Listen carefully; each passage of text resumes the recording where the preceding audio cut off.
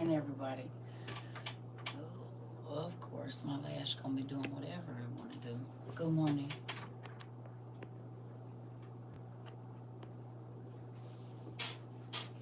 How did y'all sleep? I slept very well. Very, very, very, very well. Good morning. Hey, sugar. I need this to be charged right now. Grr. Hold on, y'all. Let me go get this other charger. Ooh. And yes, I still got my PJs on from yesterday. And do.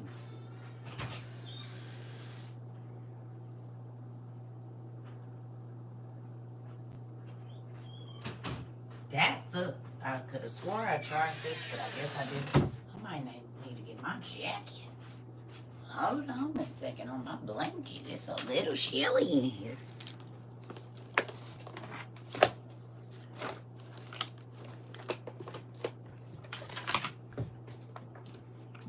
What y'all doing?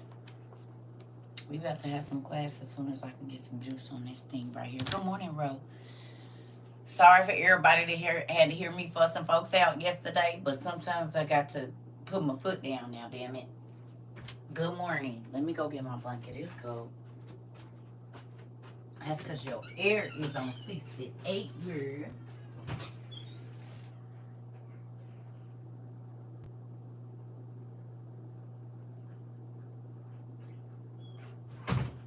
Woo.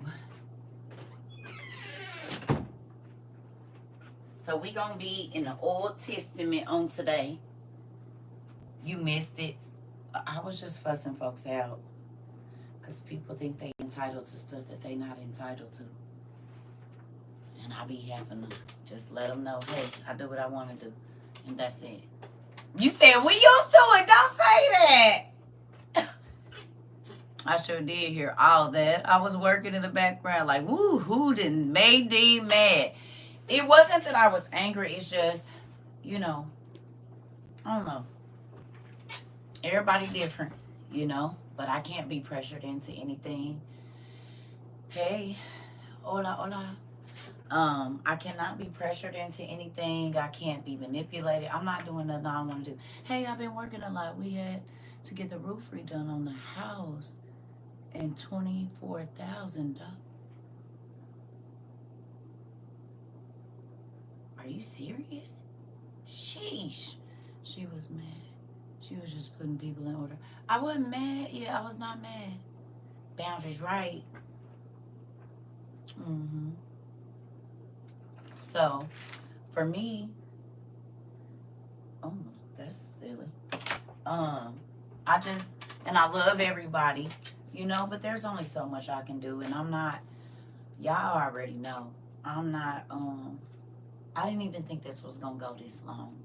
There was no blueprint for what we do here every day, you know what I mean? So some stuff I'm learning as I go too, and this can be very overwhelming at times. So I just ask people to be patient. You know what I'm saying? I had 300 in there. Good job. Congratulations. Finally caught alive. Well, hey, Whit. Good morning, everybody. So, and this don't be geared at nobody or nothing. I just be putting it out there because I'm only one person, and I absolutely love what we have here. But I told y'all, I gotta find balance in my life. And so there's that. And I'm gonna be me because I don't wanna change for the worst. So I have to keep a level of peace in my own life so that I can be calm enough to come on here and do what I do every day. You know what I'm saying? And I'm going through menopause too, so I be having to control my smart mouth. Cause baby, I don't know if there's any women in here that are going through menopause or that have gone through menopause, but baby, you be ready to cut it to people real quick and move on. You need office hours and days off. I do. Because I find myself like just working on camera and off. And then I have to live my life too. Yeah, I have to remember it's okay to live outside of this. Because it could be overwhelming and consuming. But I love y'all and I want to give y'all as much as I can. You hear me? So, yeah. You said, yes, I think I'm going into perimenopause. Honey, and it is not a game. We been told you, Auntie, you need to take breaks. We know. I know. Don't let Mari hear this. Shh. If Mari come in here, y'all just act like we didn't have a conversation, okay? Because he always yelling, take a vacation, take a vacation. We gonna pray. I'ma pray. I'ma pray. I'ma pray. But then when I go try to do it, it be people that be trying to let me not have it. That be all. You know what I'm saying? Like, I was like, you're right, Mari. I'm gonna go ahead, but just don't say nothing. You said you was thinking about Mari. When I tell y'all he tickles my whole soul, you see? I'm gonna tie your ass up and put you in the closet, Queen. She said, I'm telling, and put her fingernails out. And ears. Okay. See, and then you wonder why I be having to lock you in rooms and stuff. And put a gag in your mouth. Because you're being told everything. Where my rope at? That's why I'm going to put your ass in the closet. And is. Yes, I'm going to put her in the closet. Put all the little snacks in there, but she locked in. She ain't getting out. Mama come in here and ask, I don't know, I think she went outside to play.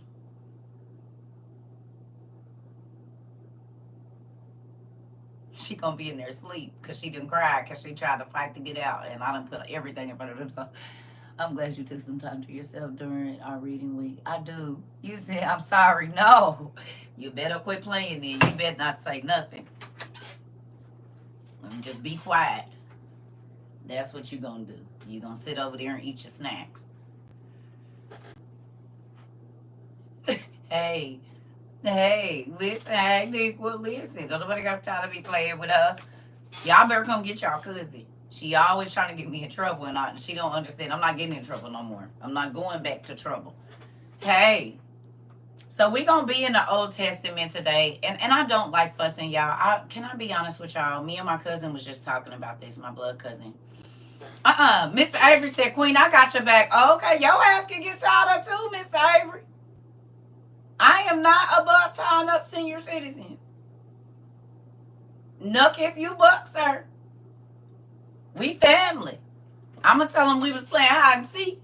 You the big brother? Oh, okay, I'll wait till you go to sleep and tie your ass up.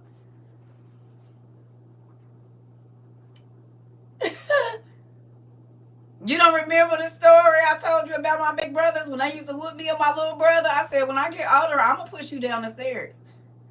I was like, nah. I said, wait till you get old and get in a wheelchair. I'm going to whoop you. The same way you be whooping me right now. And if you ever talk to any one of my brothers, they will tell you. I did tell them that. See, classy lady says she going to help me tie y'all up. Don't worry about it. I'm going to tell them we was playing hide and seek. That's what I'm telling them. We was playing cops and robbers, and they is the robbers, or we was playing cowboys and Indians, and I had to. We was playing, and she fell asleep, and he did too. They forgot they was playing, and they went to sleep.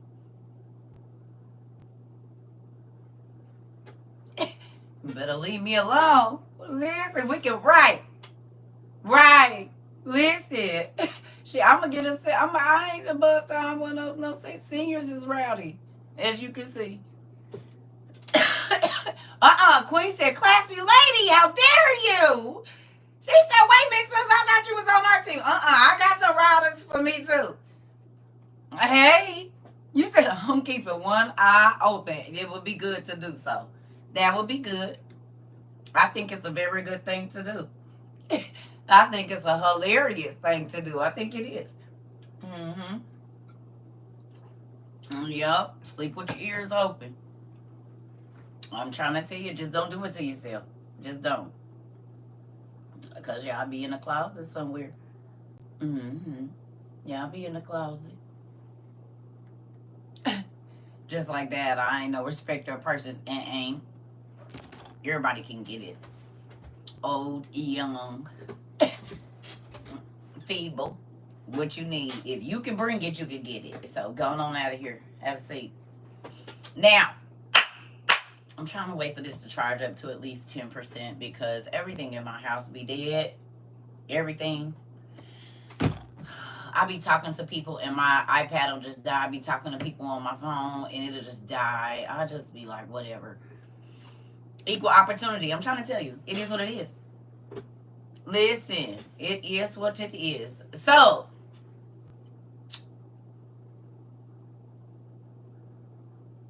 are you ready to rumble? Are you ready? You're going to need your Bible gateway, unless you already have this version of the Bible. I have not told you what scripture yet, because I know how this family do.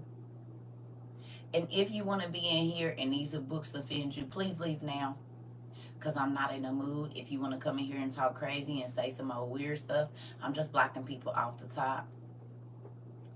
It's Friday and we're going to have a good day. And if you are a miserable person, you're going to hate it here. So let me go and get that out the way now. If you like to get under people's skin and do things like that, you're going to want to leave, because we have a happy time over here. You haven't been, so I was 37, 10 years.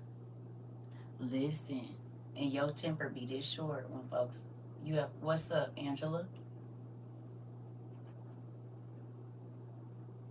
Listen, I got my big green book and I love it. Come on now. Come on. I was showing my cousin my big book yesterday. Yes, hello. I'm looking for him. Y'all, I was looking for my phone. Why was I on it? Hey, Jazz. I was looking for my phone. Why was I on it? Hey, Pumpkin. Hey, it's a babe. I was looking for my phone and I was on it. I said, cousin, hold on, girl. Let me go. She said, cousin, you on your phone. This was just a moment ago, right before I got on here. I'm looking for the phone, girl, to text my cousin, my other cousin, and baby, I was on it. Do you have to get on your knees for praying? No. No, my mind is all over the place. I was trying to tell, because there's a song that they used to sing at my grandmother's church, and it used to send the church up every time. And this is the thing. I be texting people on so many different devices. You're welcome. The Bible says pray without ceasing, which means you need to be praying all the time, and you can't be on your knees at work. You can't be on your knees when you're driving, right? Cooking, you can't. So if you're praying without ceasing, and that means you're talking to God all the time, no. Now, when you get down on your knees to reverence him, yes, early in the morning, it's okay to get down on your knees and humble yourself and say, God, thank you for waking me up, my children, keeping them safe through the night. You can do it then and even before you go to bed, but you don't have to, because you ain't, if you praying all the time, you can't get on your knees all the time. So, they used to sing this song. And when I tell you, I just told my cousin, I said, I'm going to see if I can get my cousin, because he has a group of people that he sings with. I need him to have them sing that. Now, I don't know who wrote this song in my grandma church. I don't know. But when I tell you just the thought of it, and my cousin, we both got goosebumps at the same time, because the way they used to harmonize this song, baby. Ooh, wee. I said, cousin, so I texted my cousin, I'm like, I don't know if you remember, but we used to sing this song and they used to send the church up every time. You're going to need to go on and get them to do that. Go on and get them to do it, because it's a good song. Now, I think we got enough juice so we can start. I can tell this is already going to be a great class and don't know what the class is about. I just hope I won't leave my steel towel boost today hilarious. It is, Queen, and it makes my, it just do something for me. Okay, so look. What was I going to say? Oh, 2 Kings 4 is where we're going to start. Okay, so can you go there? I do not let people in my life.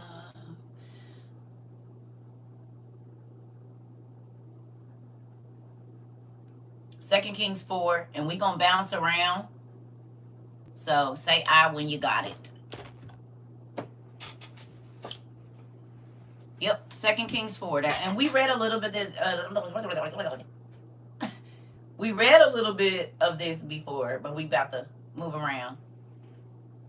You said you're always on when I have to be at work. I'm sorry. That's why we record, so you don't never got to miss a class.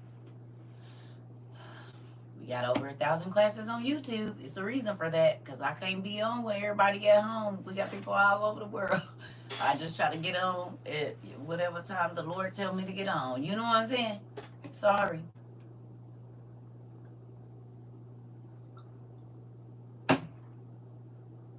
Thank you, KP. Are y'all here? At work and still listening. I need this word, but listen. Come on. Listen. Y'all ready? Is y'all in Second Kings or what? Come on. Hurry up. Now. I know what to do. Oh.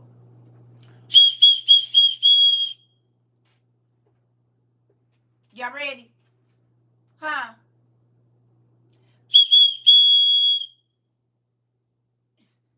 Y'all ready now? Mm-hmm. We up and ready? Blow the whistle. I can't whistle, y'all, so that's why I need one. Blow the whistle. Listen, here and is. Get up. Come on, Miss Raven. Get up. Get up. I have my iPad charging the whole time and it's still dead. They doing something to our stuff. You said I knew you was about to start singing that. Cuz.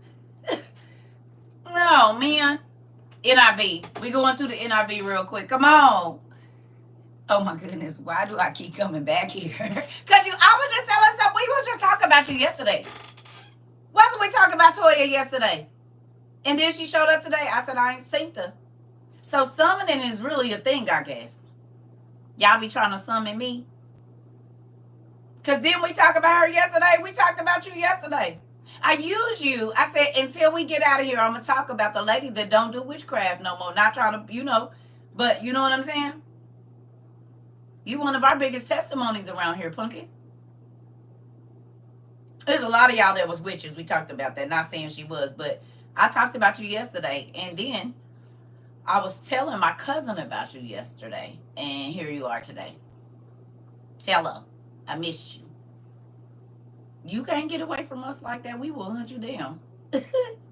I met you in person, honey. We is connected for a lifetime. You don't get to get rid of me like that. I thought you knew. Everybody said, and we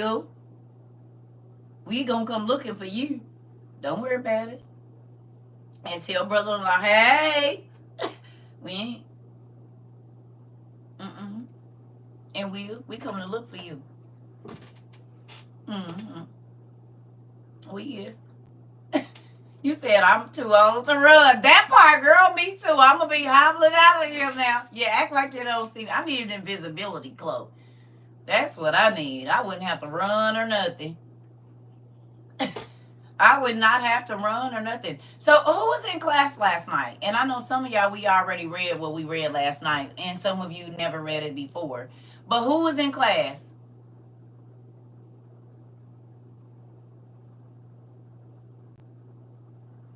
You was, Miss Donna? She in my state. I'm going to come get you. And is. I just seen a video about an invisible cloak yesterday. Man. Listen here. If God give me one of them, it's a wrap. I'm here. I'm not. I'm here. I'm not. You was asleep early. It's okay. So, and like I said, we've read that before. Some of you have heard it before. Some of y'all done read it in your book because you got it. Listen. This is the thing with everything that we've learned here. Just to go in, and don't y'all find it fascinating that God was so intricate and so detailed in the way that these stories were wound together and who ended up being around who later on and all of this. Like even to read that Lazarus saved Jesus. Like when he was a baby, he stood in proxy for him, for his life. And then now we know why, well, one of the reasons as to why Jesus brought Lazarus back to life. Because when When Jesus was 2, right? When Jesus was 2, Lazarus saved Jesus' life. Isn't that interesting? And it was repaid back to him 30 years later, 31 years later, or however, in that time period, that God gave Lazarus his life back. Interesting. You never knew that? It's in the book of the bee. And it's very interesting to know that. Right.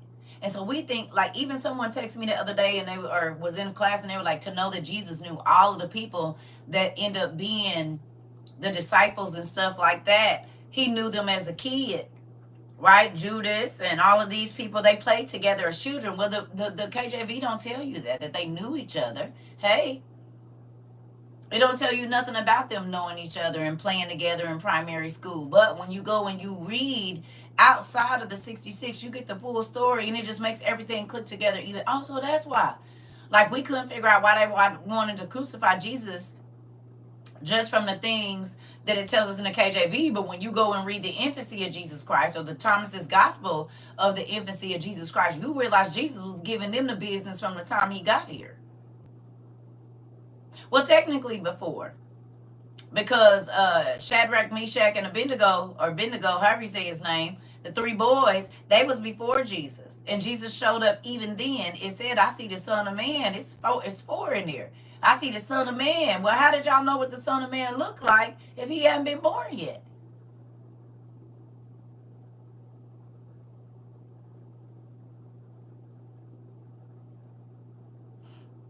So maybe he showed up in other places before. He actually became on the physical plane.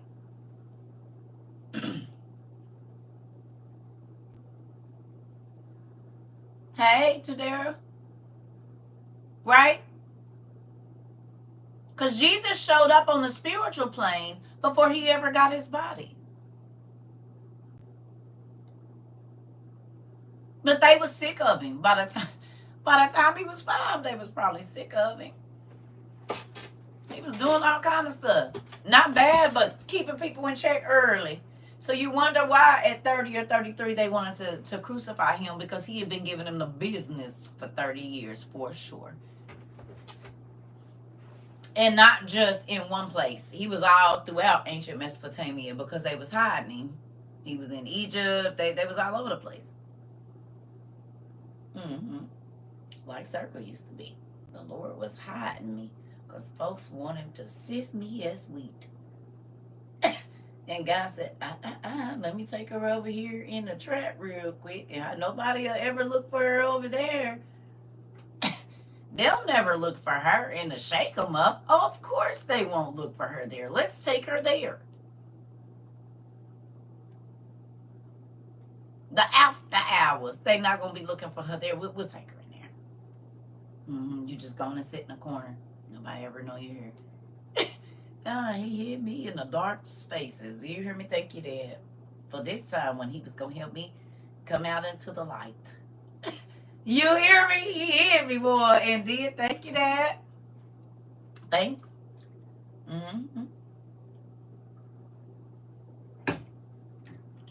For real, for real. All right, let's bust this down real quick. That's how I know my Holy Ghost work, though. Have you tried it? And I'm not saying go put yourself in situations, but if you ain't never been in a situation that is out of human control and human ability, then you won't ever know if your Holy Ghost work or not. It can't only work in the church. How do you know that he's a protector unless you're in a situation where you need to be protected? How do you know he's a provider unless you're in a situation where you need a provider? You don't know if it works. If you do everything for yourself and you make everything happen, then you can't know God, because you ain't been in a situation where he had to prove himself to you.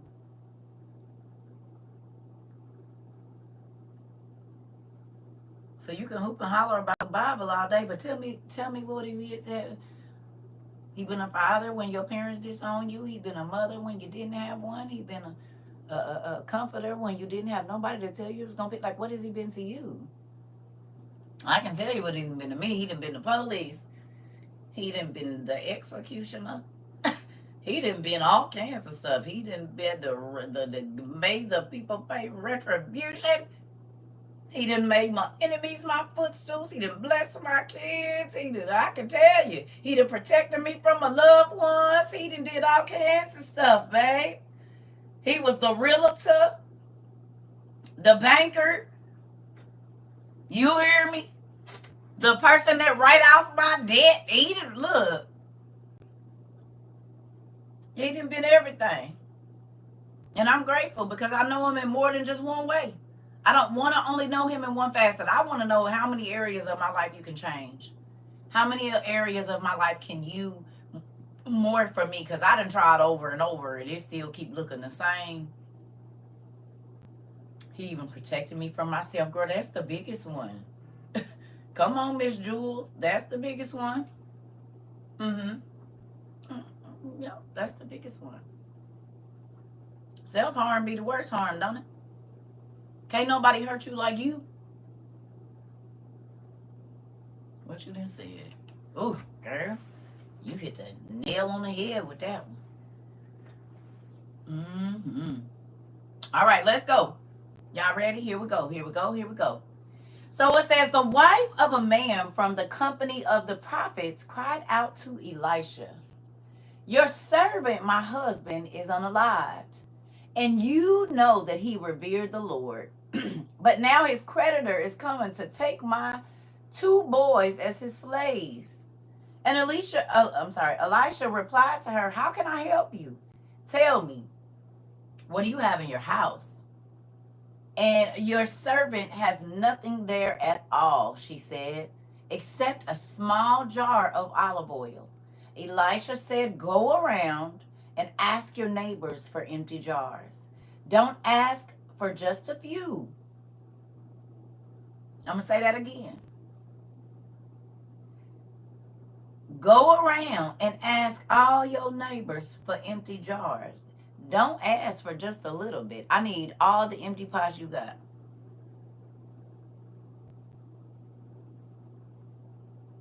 How many pots have you opened up for God to bless you? How much pride do you have? You don't have enough right here where you at. So God might send you to some people. Some people might be able to bless you with 2. Some people might be able to bless you with 4. Somebody, grandma might have just passed away and she got a whole thing of buckets and they don't plan on using them. But you won't know until you ask. God say all the time, you have not because you ask not. And when you ask amiss. You ask like, I can't do it. You ask like stuff is really too hard for me. You ask like, I don't own everything you see. I just take this. He like, why you just gotta, what? Don't do me. I am the King of Kings and Lord of Lords, and baby, I own all the cattle on 1,000 hills. Why is you asking like I'm a little chump or something? It ain't nothing you can dream up that is too big for me to do. But do you believe that I can do it? And have you set yourself up to not only be a blessing to yourself, but to other people? And is your pride getting in the way of you asking for what you need, and that's why you haven't got it? Because she could have said, I don't want people in my business. I already told you this man is coming to take my kids. Everybody don't need to know. She could have came up with 1,000 excuses as to why she couldn't do what it was that God was telling her to do. And what's that's going to do anyway? Why you just don't pray or something? I mean, what? You don't have to know why the man or woman of God, or even why God is telling you to do something that don't seem like it's going to help your situation. That's supernatural. Supernatural should not be what always happens. Supernatural should not be, oh, I already know. Because if you already know, then guess what? That means it ain't supernatural. When things are supernatural, you are in anticipation of what's going to happen. You don't know. But if you already know, 9 times out of 10, it's in the realm of human, the realm of human ability. And so then you probably could be easily disappointed. Supernatural is out of human hands. Now, will he use human hands to bless you or to send something? Yes, he will. But your blessings don't start where you can see them. Your blessings start in the spirit.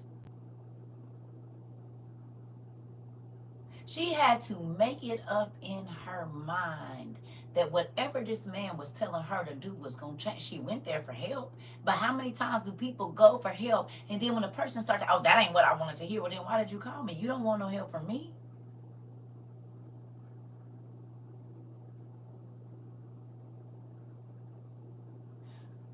You want me to tell you what you want to hear. I'm not going to do that. I'm going to tell you what's going to produce results. That's why you came over here. She could have went to anybody else and told them her problems. Why you go to the prophet? But you have to listen. Okay? You can't just do whatever you want to do. If God leads you to somebody and they tell you something and you know for a fact, because when they start talking, it's going to hit. Boom, boom. Oh my God, I just thought about that yesterday. Oh my God, oh my God, oh my God. Okay, so you know it's God confirming that this is the person. But then when they tell you to do something, you okay, never mind. Moving on. We just don't go on and move. Sometimes you got to put your pride aside to say what you need so that you can get it. Because there's an interaction. God might have already put in this person's heart to bless you. But your pride, and this, baby, I don't care what you say about me. Did I get what I need? Got what I need? Oh, okay, say whatever you want. I don't care. Because you don't know that I prayed for this. And he said, I'll make your enemies your footstool, which means he'll make your enemies bless you. Are you understanding? The very people that try to tear your life up and tear your character down, he'll make them help you.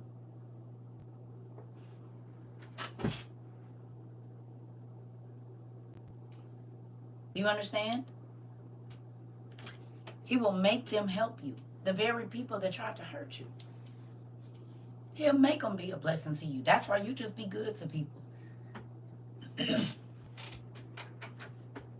I'm trying to tell you what I know. Moving on. Listen, here we go. All right. He said, don't just ask for a few. Then go inside and shut the door behind you and your sons. Pour oil into all the jars. As each is filled, put it to one side. She left him and shut the door behind her and her sons. They brought the jars to her, and she kept pouring. And when all the jars were full, she said to her son, bring me another one. But he replied, there is not a jar left. And then, and only then, did the oil stop flowing.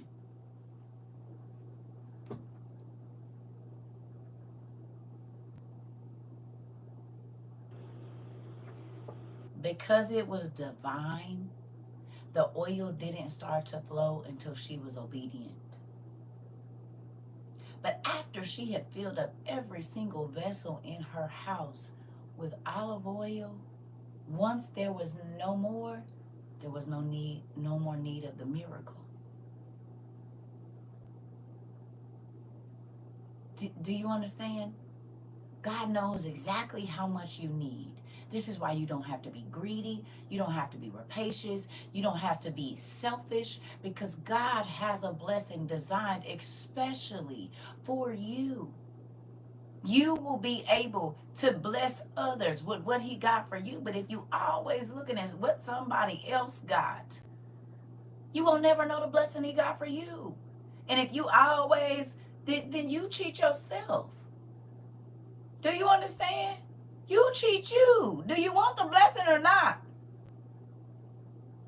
She could have had every excuse as to why, but she went on and did what she was supposed to do, and she got what she needed. How many times does God tell you to do something and you make up all these excuses as to why you can't, and then be mad because you know he told you that he was going to give it to you, but you didn't get it because you didn't do your part. He gave you the word that it was going to happen, but you didn't complete all of the tasks. She could have went to 4 people. He said go to all your neighbors. That's every house on your block. Do you understand? If it's 20 houses on your block, excuse me, do you got like a bucket or something you're not using? You do? Thank you. Excuse me, you got some type of jar or something you're not using? I do. Actually, I got a whole thing of mason jars out here. You want them? I got 3 cases of mason jars. I got a 50-gallon drum back there. It's brand new and I bought it and I don't need it. God don't always have to tell you the end of what's going to happen. You just got to start pouring. Do you understand? You have to get up to go get the things that he told you to get so he can start the miracle. But the miracle actually started when she got up and was obedient that I don't know what's going to happen, but this is what he said do, I'm about to do it. Her faith was activated at that very moment. And she had to put her pride to the side to go ask her neighbors for a bucket. But not all them buckets was the same size. They could have gave her one of them pretty big vases that we be seeing at the Asian market. What if it was that big? And what if it only wasn't one of them? What if it was 10? And then 3 cases of mason jars. And a couple 5-gallon buckets. What if God was filling that with diamonds? Would you get up and do it? If you knew it was going to be filled with diamonds or rubies or gold? You said, well, you talking to me right now. Well, Punky, today is your day. I love you. If you knew it was going to be filled with some expensive stuff, you will get up and do it. You will be asking everybody you know for bags, backpacks, suitcases, and everything else. But because you don't know, I don't know what's going to happen. So that ain't faith, babe. Don't be a wait till I see it type person.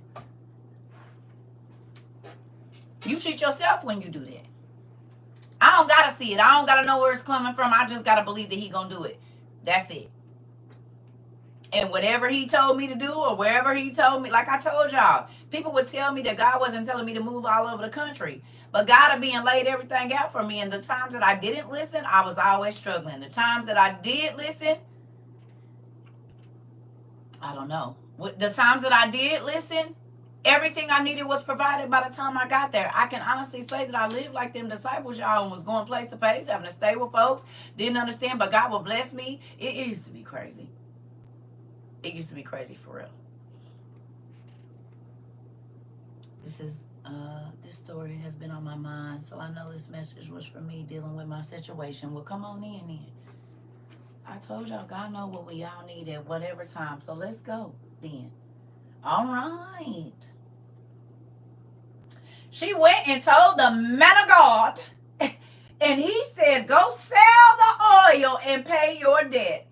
And you and your sons can live on what is left.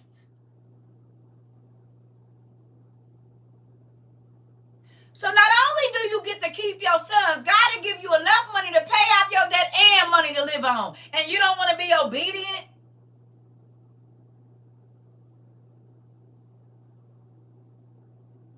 She can now go back and bless all those people that gave her a pot. She might be able to give them a little change or something. Do you hear me? All she had to be was obedient and humble herself and ask for help and ask for what she needed. And immediately her situation was taken care of. But not only did she get out of debt, she had money to live on. And you don't want to listen and you want to keep being mad and grouchy, talking about how you got to grind it out. That ain't my story. And even when I did work, yes, I worked hard, but God always made my burdens light. It could be a hard job, but God always, I just ordered my stuff for my last business, but God is telling me do the work so you can be blessed. Oh, okay. Well, come on in here. Come on in. You got to sow a seed. Don't nothing grow from air. You got to sow a seed, a plant, even if the wind blow it to your lap or in your yard. You got to put it in the ground. You can't just keep, oh, I got the seeds. Oh, I could have been and planted me something. I could have been and did that. But you still got your seeds and we ain't seen your garden. We ain't seen nothing, no produce, not even a little green flower. We ain't seen nothing. You keep talking about it. Yeah, we see your seeds. We see you got all the garden tools, but you ain't put two and two together. I ain't seen a tomato, a okra, a lily, or a nothing come up out of over there. So I don't care how many seeds you holding in your hand. You ain't dropped none. You ain't willing to be in the dark for a while and not know what's going to go on so that God can grow roots in your life deep. You want everybody to always see you shining. Stuff don't grow in the light. It grows in the dark. Now, once everything that is accomplished in the dark is sturdy, then you start to see your produce on top of the dirt outside where everybody else can see.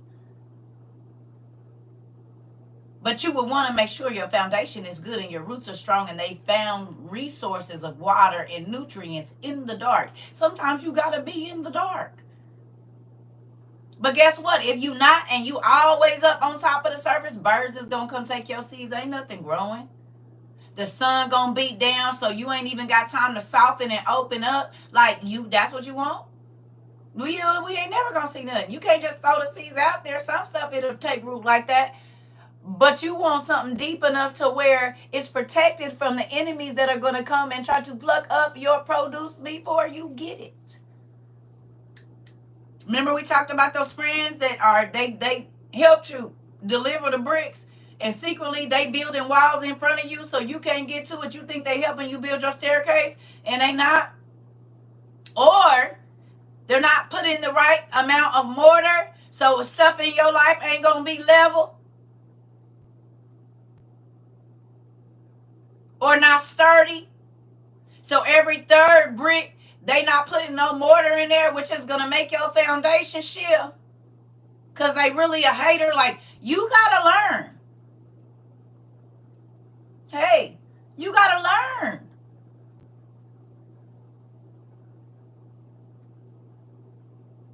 But you also got to humble yourself and ask. And you got to be willing to wait. She didn't know what was going to happen. But she used a little bit of oil that she had. And God blessed her tremendously so she could pay off her debt. She got to keep her kids. And she had money left over. That ain't the kind of blessings you want. He said, I'll make the people that listen to me, I'll make their burdens light. I'm not saying you're not going to go through nothing, but you won't feel the brunt of whatever it is that you carry. Okay?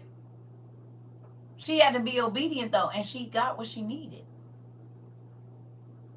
More than enough. All right? Now, we go into the next chapter. We're not going to read the Shunammite because that was another blessing. My stomach is about to growl. We go to 2 Kings 5, please.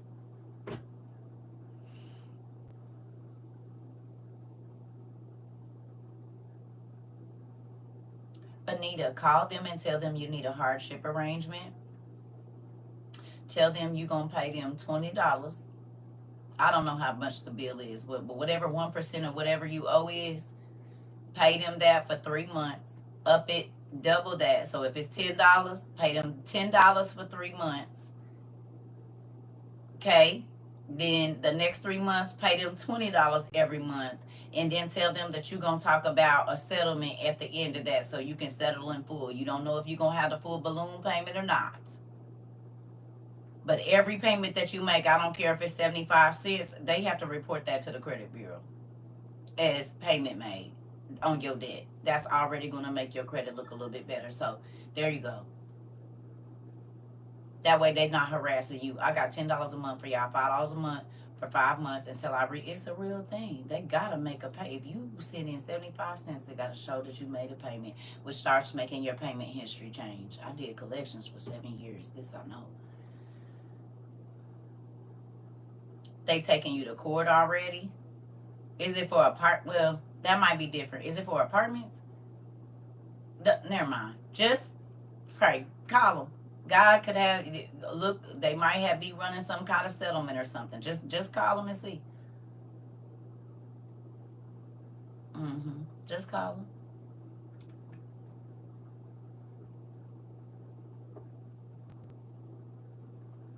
If you make a payment of $2 a month, they got to report a payment.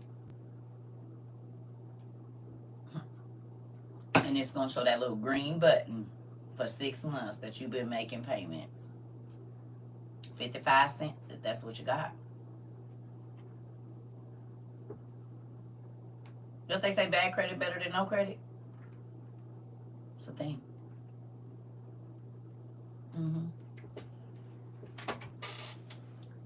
Buenos dias. Hello. Hello, hello. All right, let's go. Y'all ready? Y'all ready? You're welcome. Y'all ready? You said, I can vouch. Credit specialist here. Come on, Tonette. And I ain't did in about 20 years. I ain't did collection for about 20 years. But this I know. There y'all go right there. There go a credit specialist. And she said, I can vouch for it. It's the truth. I'm trying to tell you. It's a real thing. Yep, I just finished doing that with one of mine. I'm trying to tell you. It is. It's a real thing. You can send in $1 a month. They got to report a payment. And creditors just look at your payment history. They're not looking to see how much you paid. They're just looking to see, did you pay every month? I did collections. A lady used to send me $2 a month on $10,000. Like, lady, you was funny. She was smart. She was a smart lady. She knew exactly what she was doing. And split payments up. That tricks them into thinking you made 2 payments, but it's only 1. Yep. Oh, thank you.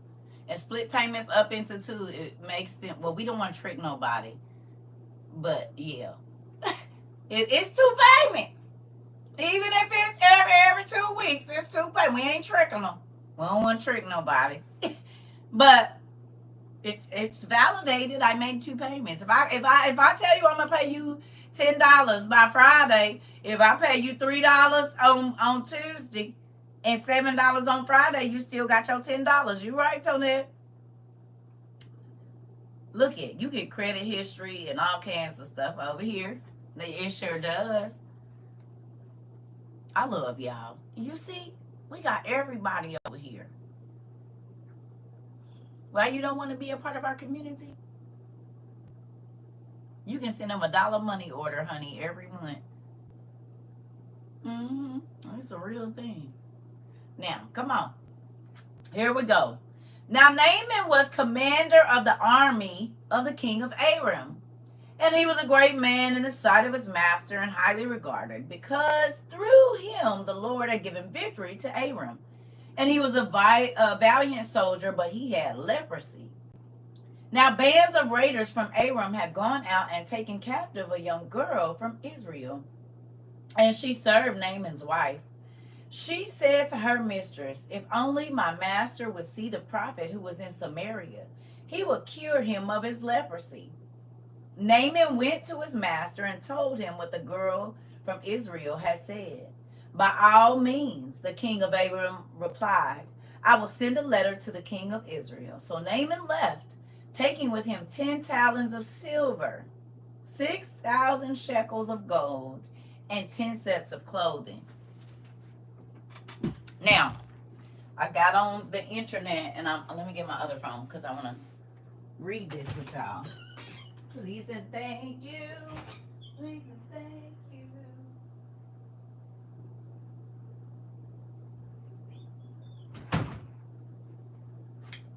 Is y'all ready? You're going to need a pen and a paper or an Apple pen or a Microsoft pen or whatever pen, because we about to do some math. Is you ready? Are you ready? Say I. And in a minute, I'm going to say, I'm going to go to the bathroom. Because while y'all doing this math, okay, good.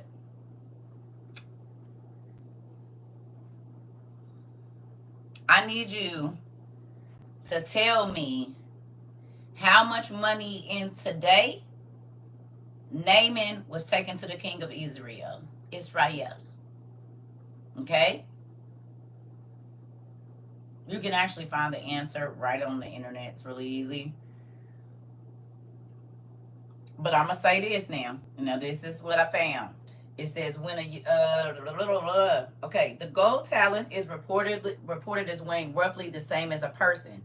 So like 110 pounds. Okay? So 1 talent of gold is 110 pounds of gold. A talent. Not gallon, talent. Talent. But a talent of gold is at about 110 pounds of gold, or a person. So I need y'all to go find the weights. And then while I run to the restroom, whatever it was that was in there, I need y'all to tell me what the value of that is today. The silver and the gold. Okay? Y'all got it? That's the exercise while the teachers go in and talk out to another teacher here in the hallway. Okay? You hear me? Y'all got it?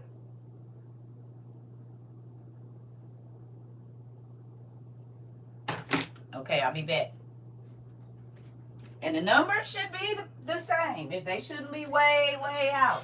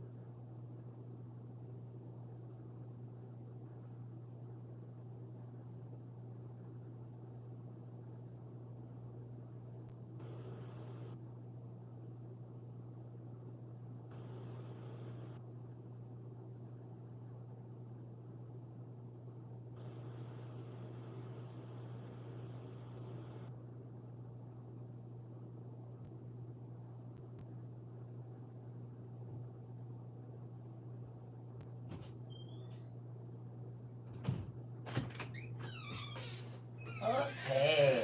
What y'all got? What y'all got?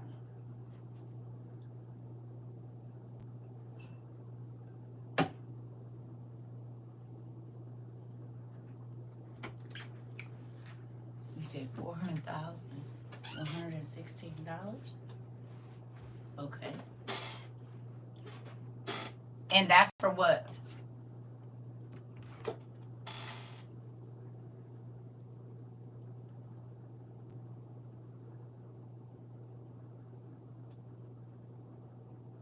$1,700 per ounce.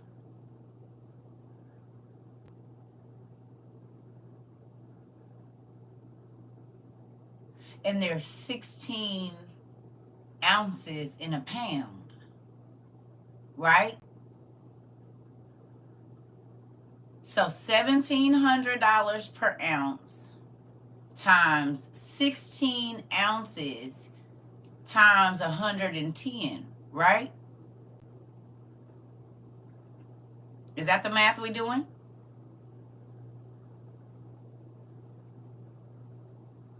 Right?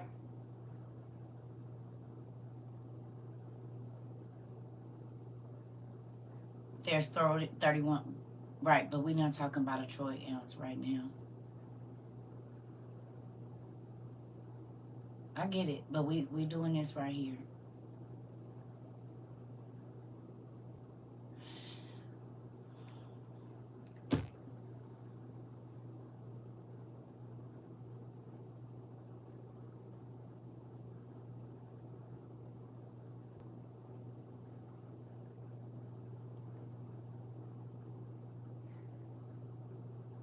Not necessarily, because the Roman talent was 100 pounds.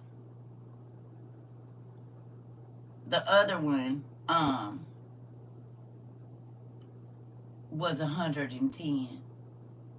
Okay, well, listen here. Whatever it is that you want to say, it's fine. Okay, but we just doing the numbers right now, because there were there's shekels, and there's all of everything was not measured by the same. Oh, okay. That's what I'm saying.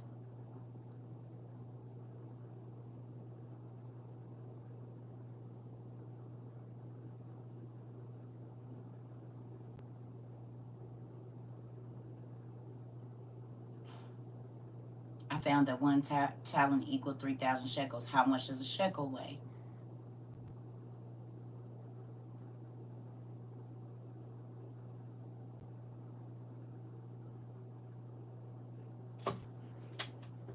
Because if they're not doing this in Roman, in a Roman transaction, then we need to know, is it in ancient Mesopotamia, and what were their units of measurement there?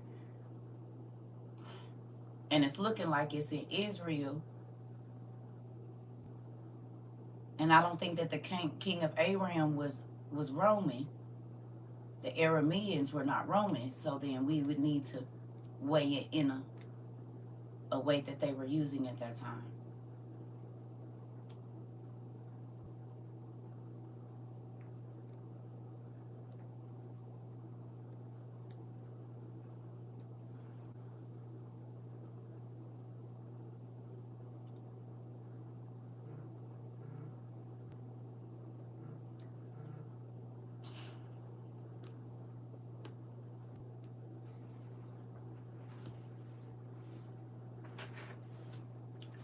No, we're not going nowhere, Keisha. It's okay.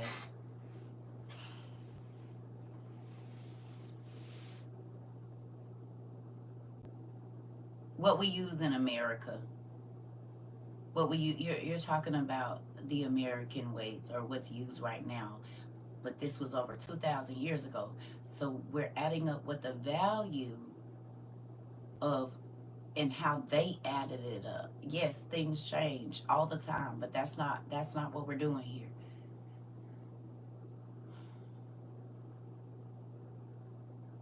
So in order to see it, you would need to learn the Aramean weight of merit, a little weight, not Roman, because Roman, if the Romans wasn't involved in this, then they're not weighing it in Roman digits or Roman calculations. What happened when the Romans wasn't even here and they was weighing gold?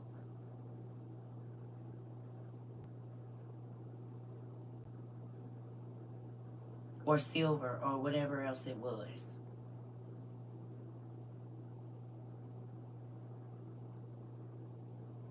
Okay, well then you need to speak to the law firm, baby. You can still do stuff with the law firm, but this ain't it right now. We having class. Okay. So you just call the law firm, baby. Talk to them. Yes.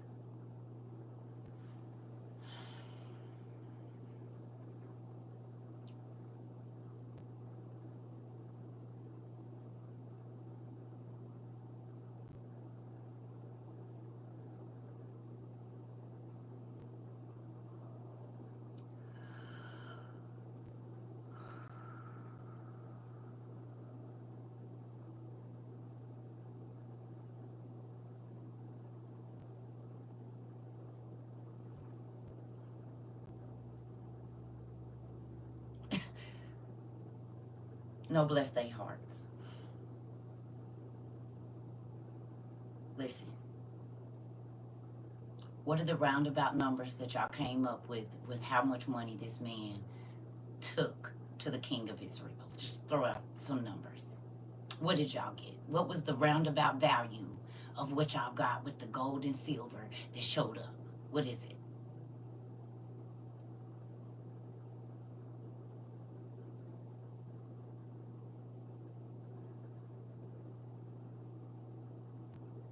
About 400K.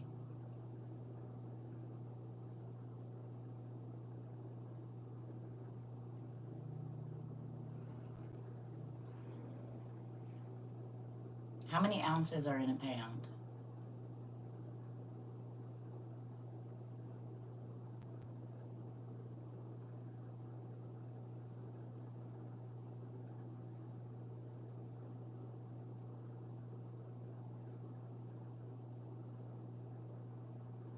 I believe I said it was measured in human weight.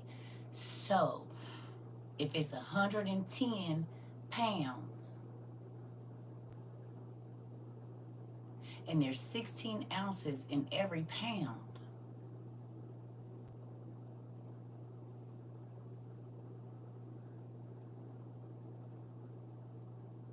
how much is weight? How much is it going for right now for an ounce? If it's going for $1,700 an ounce, 17 times 16, right? And then that number times 110.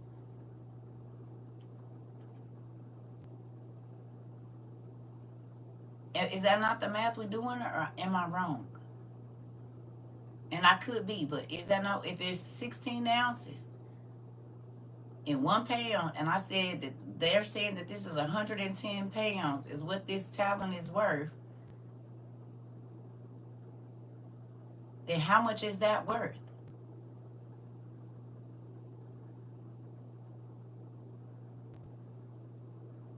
It's in the millions. And how many talents did he take over there?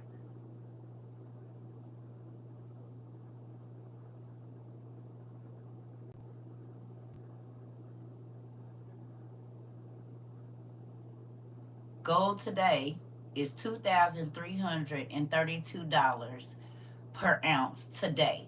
So then it would be 2,332 times 16 times 110, right? 4.1 million. He took 6 talons of gold.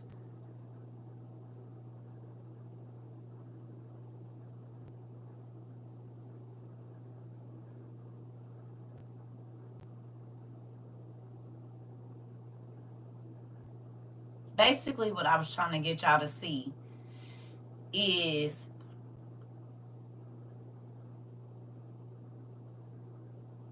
okay, whatever it is, it was a lot of money. So when we look at that and we think, oh, just a little pocket change, no. There was a value, okay. There was a very large value of money being given to this person, this king, because he had somebody around him that was able to heal folks. But I be wanting, the whole reason for this exercise is when you go and you're reading in the word, don't just, 20 talents. Go look up how much a talent is, how much that value would be today. Excuse me, because it's easy to look like it, like, oh, that ain't nothing. But when you start to go add up the values of the money that was being racks on racks on racks, right? If you go and you start to look up the value of what was being taken to this person, you will really understand that God don't give his people little stuff. But if you looking at it like it's only 6 little coins or this and that, and you don't do your research, then you don't know that when the Queen of Sheba came to visit Solomon, it was over like $300 million or something like that she brought to him. 300 million or something. I can't remember the numbers. I did them. It's like $300 million that she brought. And that wasn't even including the spices because there was no price for that. So you thinking, oh, she just brought him this, right? And then he turned around and gave her, I think, 3 or 4 times or double what it is that she brought him back.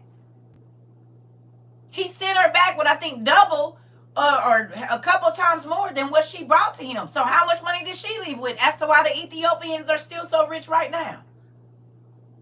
Because her son Menelik is that Ethiopian Nipsey Hussle dynasty. And they kings stay coming out dripping. That's because it's Solomon's gold that is over there.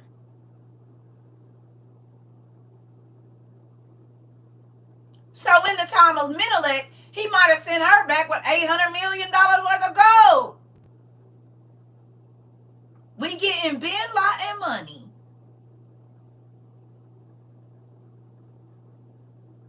That was the whole reason for this exercise.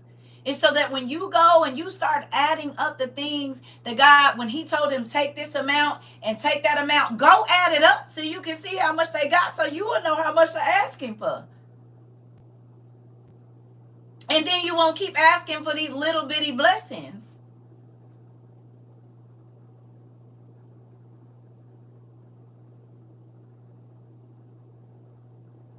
You won't keep putting him in this little bitty box like he your boss, your job, your husband, or your wife, or your parents.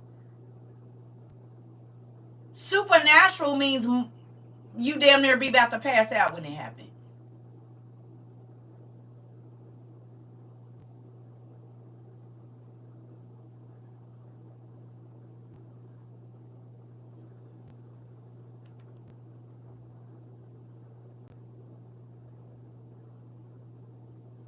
Moving on.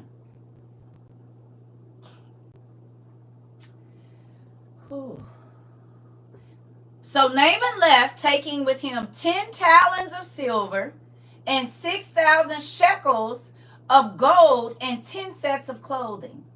The letter that he took to the king of Israel read, with this letter, I am sending my servant Naaman to you so that you may cure him of his leprosy. So doctors or people that were healers been getting paid a lot of money to heal people then. That's what you're telling me? That's what you said. Maybe that's why doctors charge so much for their services. But they don't never really heal you. You always still have it. Because they just practicing and they can't really heal nobody for real. Sad to say, but they can't. They practicing. That's why they got to run tests. Because they don't know. But God does. He can tell you exactly where your sickness is in your body before the doctors even know. God ain't going to give you the wrong medicine. Do you understand?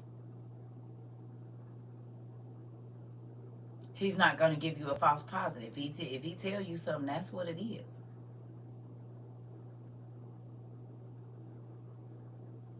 Unless he change his mind.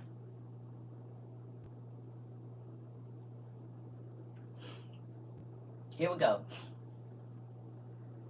As soon as the king of Israel read the letter, he tore his robes and said, am I God? Can I kill and bring back to life?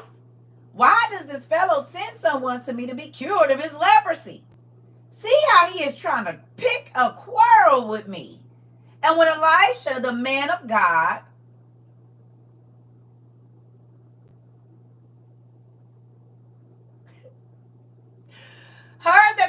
of Israel had torn his robes, he sent him this message. Why have you torn your robes? Have the man come to me, and he will know that there is a prophet in Israel. So Naaman went with his horses and chariots and stopped at the door of Elisha's house. Elisha sent a messenger to him saying, "Go." Now look, now listen to this.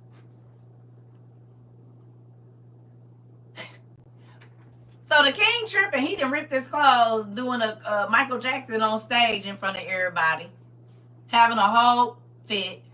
And then the prophet like, he did what? You say he did what now? Where is my stuff?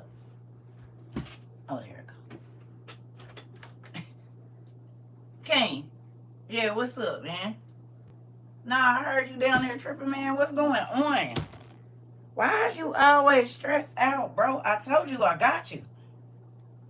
Nah, look. Calm down. Had a man come by my house. What am I going to do? Don't worry about what I'm going to do. Just have him come over here. Calm. Hey, bro, take a chill pill. I got you. Just have him come over here and he'll know that it's a real nigga in town. You said what? I know you love me. I ain't gonna let you look bad. I got you. God sent me here for just chill out. All right. Yeah. I'm out. Calm down, nigga. You got some help. Calm down. You hear me? Chill. You tripping. Prophet said, he'll know it's a real prophet of God in the place. Just have him come by my house. Then this nigga don't even come outside. Sound like some stuff CERCA do. Tell my kid, go out there and get him this. And tell them I said, go home and do this and that. And I'll see him later. Because Naaman could have got an attitude and said, we drove all the way over here. Why? No, tell him to come outside. Guess what? If it's a true prophet of God, they don't gotta touch you and or see you for the word that is coming out of their mouth to produce in your life. I'm gonna say that again.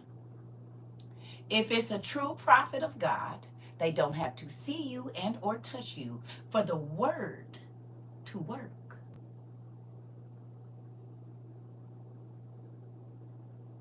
It's a true thing. They can speak. That is what they are, the mouthpiece of God. So if God has given them authority to speak for him, there are things that God said that certain prophets he gave them. He said, I didn't even say I was going to do that, but if they said it, I'm going to do it. If he say it's going to rain, it's going to rain. I gave him my ability and my power to do so. So there are things that some prophets have spoken that God didn't tell them to say, but because God honors them so much and he trusts them with his voice down in them, he'll honor and not let their words fall to the ground. It's going to happen just because they said it.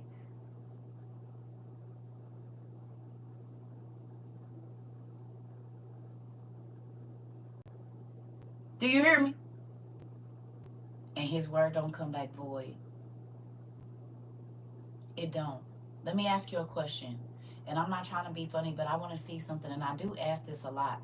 How many of y'all did the $5 challenge and your finances have changed since then?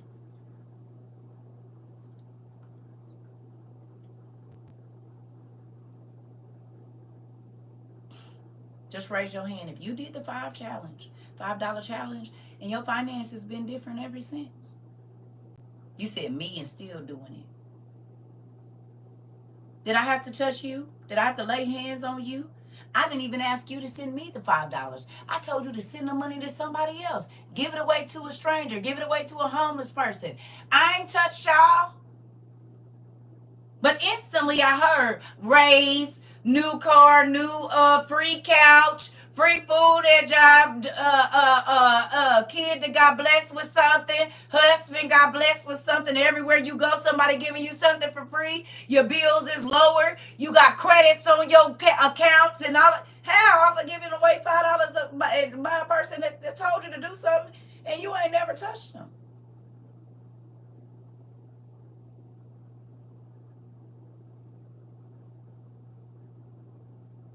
Some of y'all saw it back instantly. Multiply. Most of y'all saw it back. Within a 24-hour period, somebody was handing you money. You said, yep, yep, yep. Light bill been cheap too. Okay, for how long, Gamber?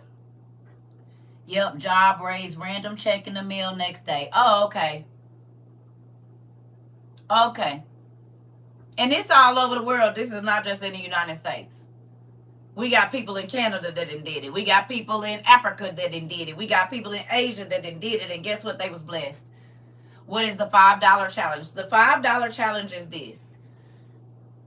2 to 3 months. Come on. Come on then. Uh-huh. My 5 turned into 5,000 in my account. Okay.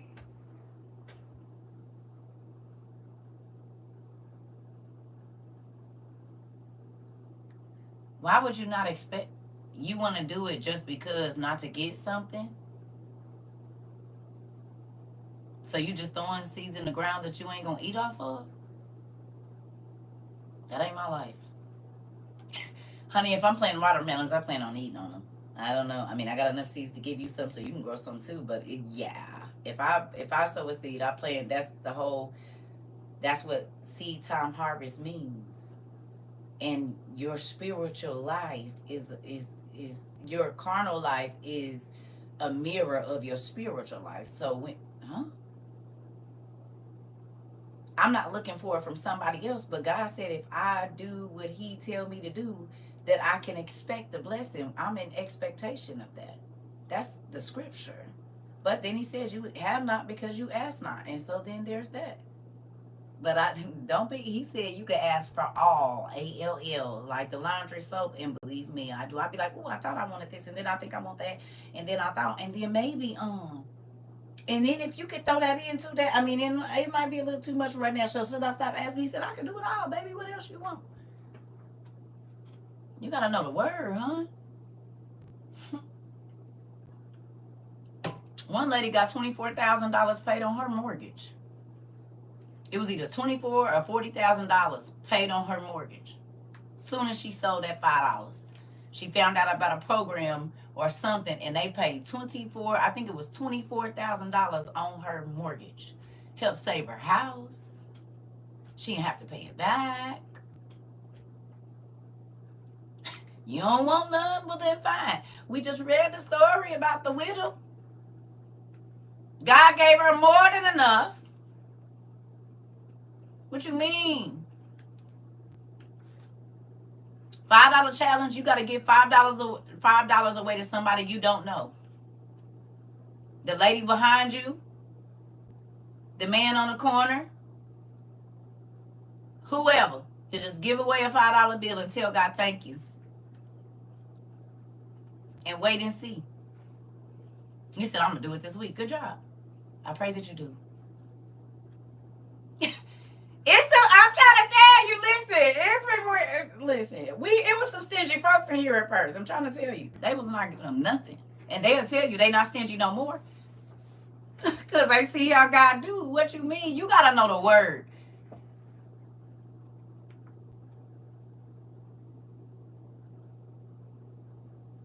Okay. We give from our heart too. But I also have to teach people sowing and reaping. And that's the problem. A lot of pastors don't be teaching that. They teach you to give, but they don't give back to you. You be giving for 35 years and ain't never received nothing from your pastor. So, yeah, I teach people. The same people that give to you might not be the people that's going to bless you, but God will bless you. And he told us to expect that. So, I mean, I get you, but we give from our heart too. That's why you don't hear me asking for no money on here. I teach from my spirit, to my whole heart.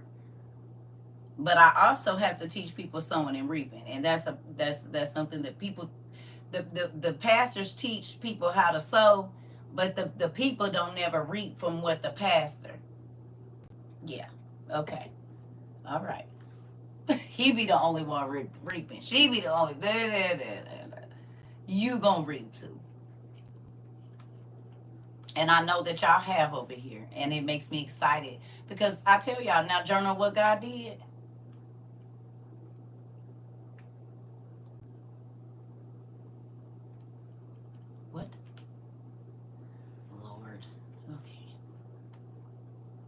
I guess it's Friday. Is it where is the moon full?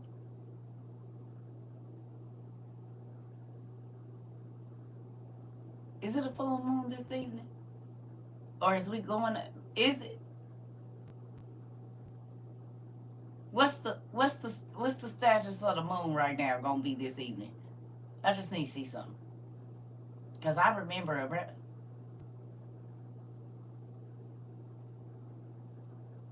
it's half full.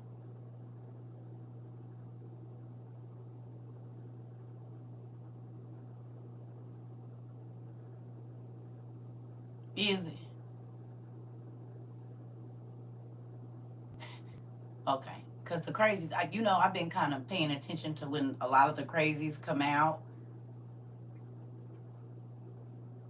Okay. Jesus.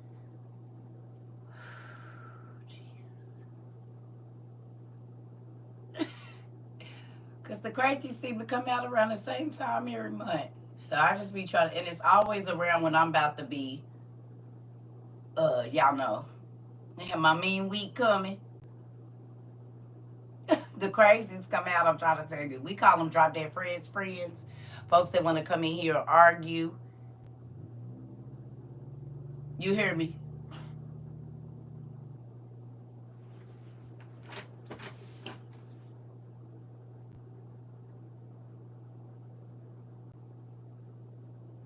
You hear me? With a stranger that don't give a damn about nothing they saying. It'd be funny to me. I just be like, so you just gonna keep on going. I don't care about nothing you're saying, right? And that's, what I don't be understanding is why they be trying to go so hard on my page when they got their own TikTok. Matter of fact, let me give you the rules here. If you're new, thank you, Angel. So we got class rules. Maybe I should. Go on and screenshot that if you plan on being over here.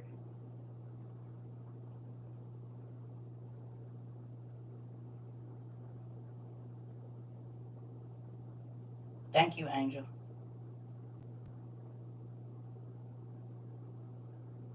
You'll want to get this in your spirit. Let me read the rules over here. Now, your social media wherever here, that's fine. But over here, don't work. I'm going to read the rules. Me too. I love this shirt. Thank you. My daughter said, this sound like you every day. People think this is just a WOI. You think this? She said, this is you your whole life. It says, welcome to WOIU. We outside International University. This is not church. This is school, university. We do not read the Bible. We study the Bible and other books. Your pastor tells you not to. Please use your manners. Say please and thank you. Do not tell me what to do. Do not repeat yourself. I probably saw it the first time. Do not come in asking what we are talking about. Scroll up or just listening. Do not try to teach my class. If you know it all, go teach on your own page. Get disrespectful, get blocked. We are family. Stay and learn. Grab a pen, notebook, and a journal. You will love it here. That's it. That's all.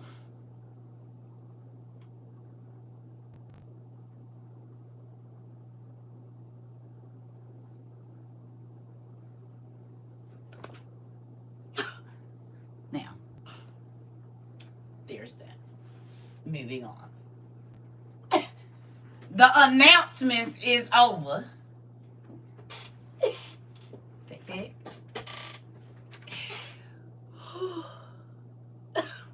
Leave me alone. The shirt of rules. Angel did that. Listen, I don't care. This ain't that kind of social media, honey. You want to get up and argue because the only attention you going to get is negative attention. I get it.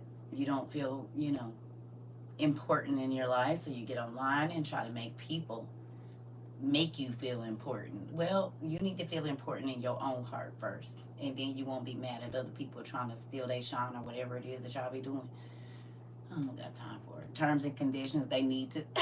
Listen, I'm trying to tell you. We got school rules over here. The heck? Go away. I don't care. You said, hubby said, post it up so they will know the rules. We gonna have to do... I probably will. Ain't nowhere to put it. I need a bigger office. See, all of this stuff that y'all send me could be on the walls, but Can y'all pray? I don't think y'all praying hard enough for my bigger place. It's a lot of y'all. And the stuff I be praying for y'all be coming to pass, but ain't nothing happen over here for me. I think y'all need to go on a fast or something. Maybe y'all praying in the wrong place.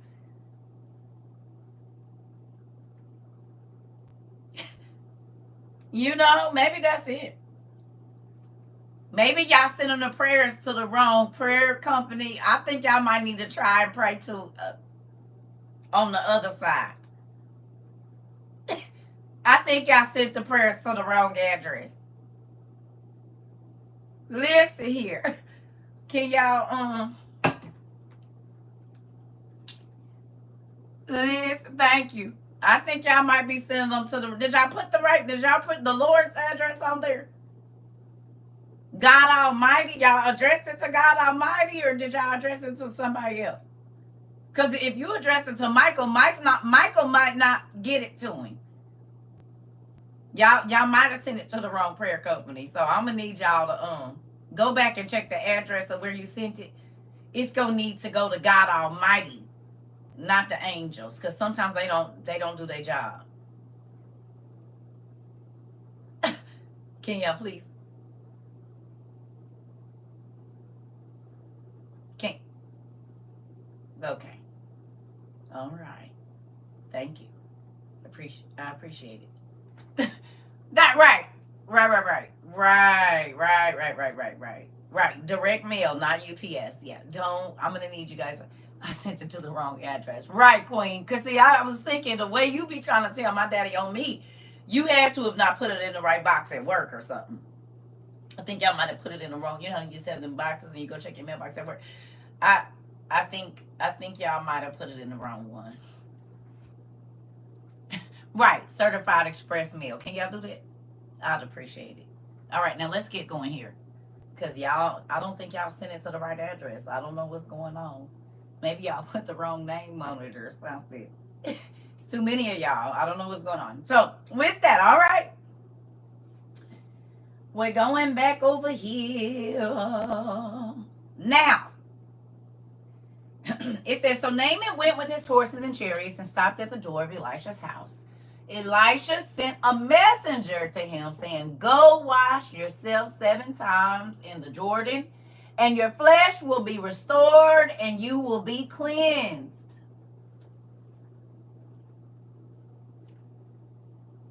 So if I told you to give $5 to 7 people, now I ain't saying this, but I'm saying we're going to use this as an example in our life. If I said, hey, I want y'all to give $5 to 7 people, and I want you to write down 7 things that you want to see happen in your life.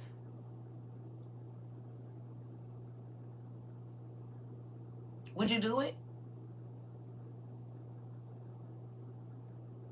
Without you even seeing my face or being able to touch me. If I called you and said, hey, I'm a random stranger, but I want you to find you, yes, you will. All right, then let's do it. So real quick, write down 7 things that you want to see God do. Good. Well, fine. Then I'm asking. Here we go then. We about to put your money where your mouth is. I need for you to write down 7 things very quickly that you would like to see God do. 2 of them cannot be for you.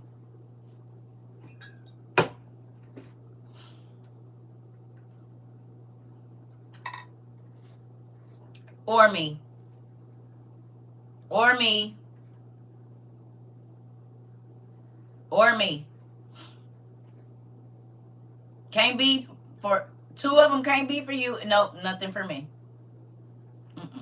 2 other people, and that can be mental health. That can be I know, y'all. That's too easy. Absolutely not. Nope, not for me. 2 of them cannot be for you. 5 are for you.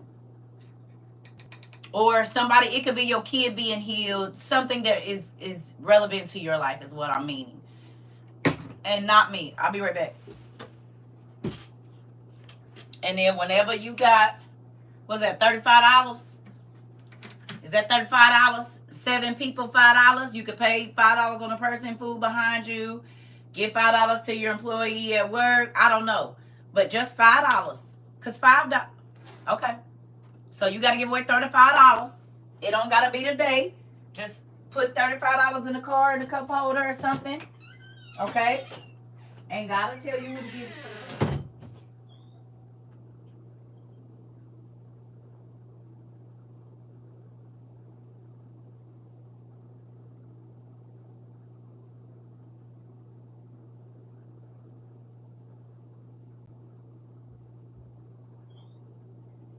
Ooh, hold on 1 second. I need this. Ooh, I'll be right back, y'all.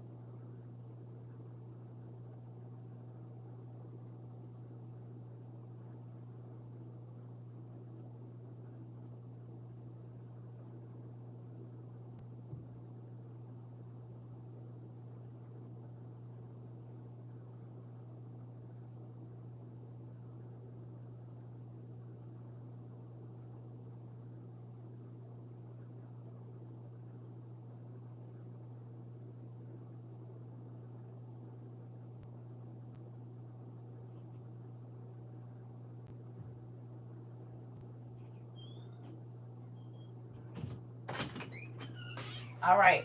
Sorry, y'all. That coffee and water. Now, do me a favor. Go to Malachi 3 and 10 real quick. I had to look it up because I couldn't remember where it was. So we're going to say the storehouse is outside. The storehouse is God's people. We're gonna use that as this thing here, right?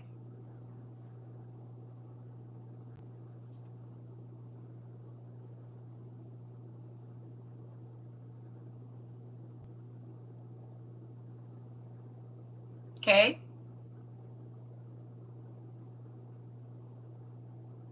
I'm going to read this in the easy read version. Okay? You got me?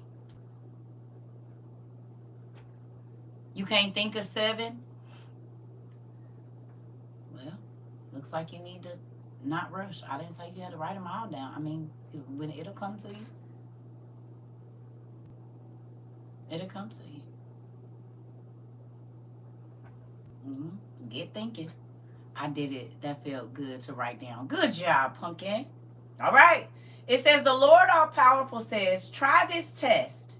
Bring 1/10 of your things to me and put them in the treasury.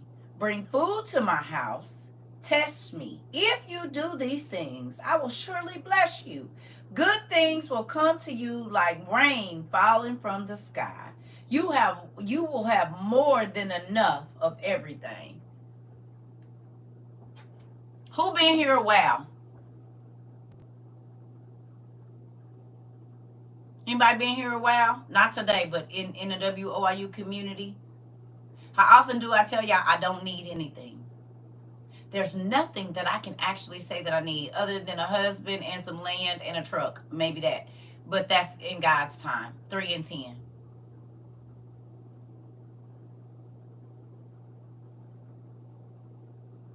Remember when I told y'all when I was in a shelter, right before I moved in here, I didn't need for anything. God sent me every single thing that I needed for that day, but I was blessing people every day, even when I was in a shelter. Do you hear me?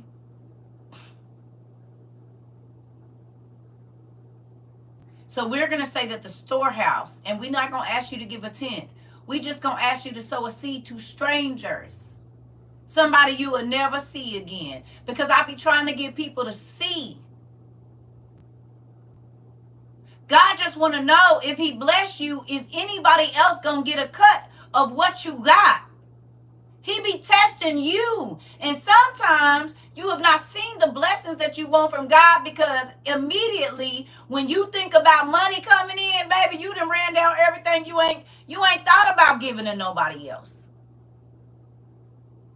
So why would he bless you and you selfish? Or you only gonna give to people you know that's gonna give back to you? Well, it ain't nothing in that.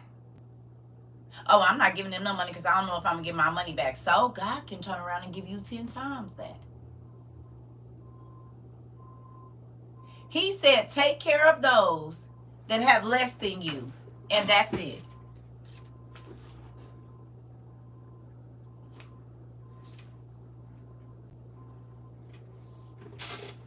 He said, and I'll pour you out a blessing. You ain't got room enough to, you take care of the widows and the people that's homeless and give them something to eat for the day. He said, you might not have to worry about groceries for 3 months.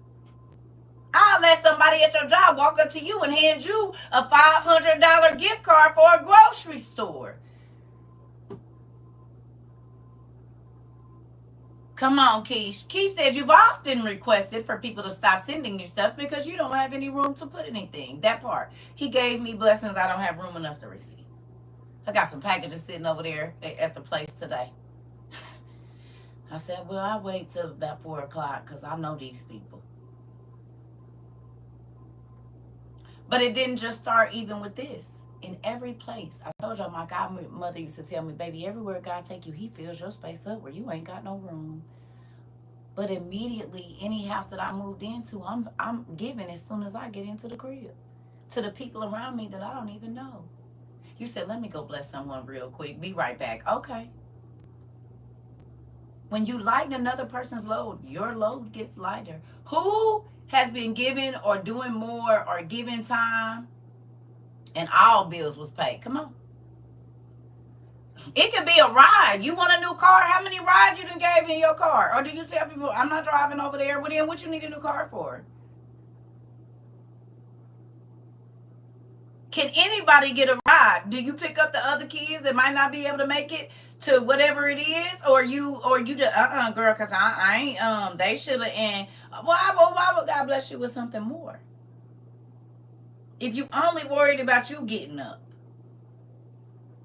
Or you spend your money frivolously and then expect no.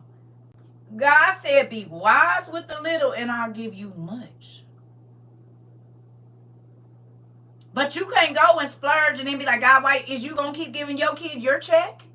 You going to take your 6-year-old and give them your debit card and say, go on Roblox. Y'all won't have a house to live in. No lights, no water, no gas, no food, no nothing. Because, baby, they gon' honey, PlayStation, Xbox, Amazon you to death, babe. It's not wise.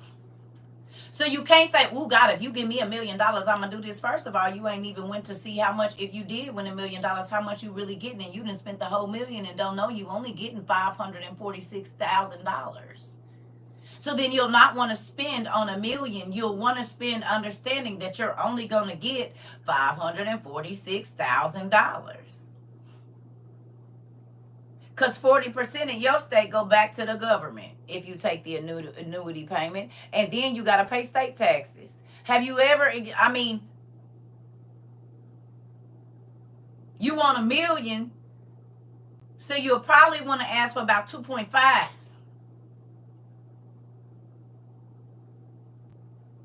So maybe you come home with about 980 some thousand or right at 1.2. But you haven't even done the math, and you want to ask God for something that you haven't even counted up the cost for. You want a house? Did you mark it in? We need to be able to have 2 extra payments a month to put on a principal so that we can pay our loan down faster. Have you even done that work? But you just want God to keep giving and giving and giving. And you ain't even wise with the little bit you got. He'll tell you to save it. You say, I'm going to turn up with my friends. Or I'm going on a trip and I can't really afford it. But I'm going to go anyway. I'll worry about it when I get back. And you want him to keep giving you more to waste?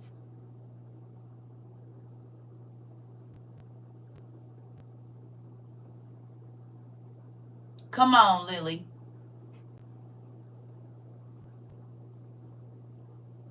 He said, count up the cost as well. Be wise with a little, and I'll give you much. Do you hear me?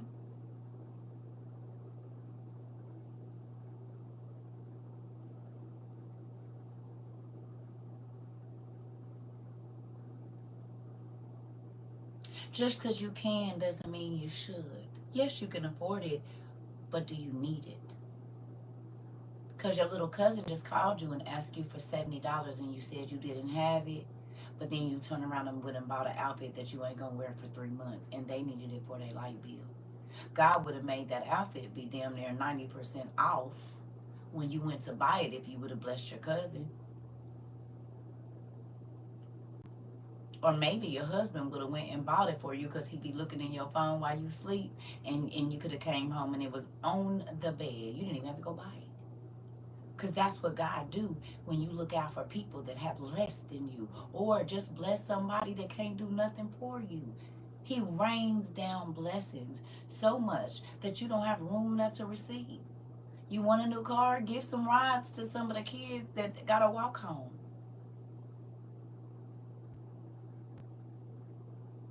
Do you hear me? Do you understand? I understand that it doesn't have to be money, and I said that in the beginning. I did. Whatever it is that you need. I'm just using this because this is mostly what people go and ask God for is money. So this is what we're going to talk about right now. Or things. You're right, it doesn't have to be. And I said that it could be healing mentally for someone else. I say this all the time, but this is what we're talking about because this is what folks understand.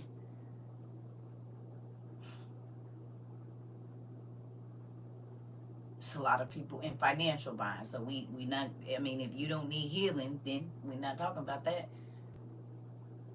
But I get it when we talk about that. I'm just saying, you can't, like I said, a ride is not cash. That is a kind gesture, and you will get other kind gestures back. But if you're not worried about nobody else having nothing or whatever else it is, then why is you sad that you don't have it for yourself? You don't care if nobody else got it.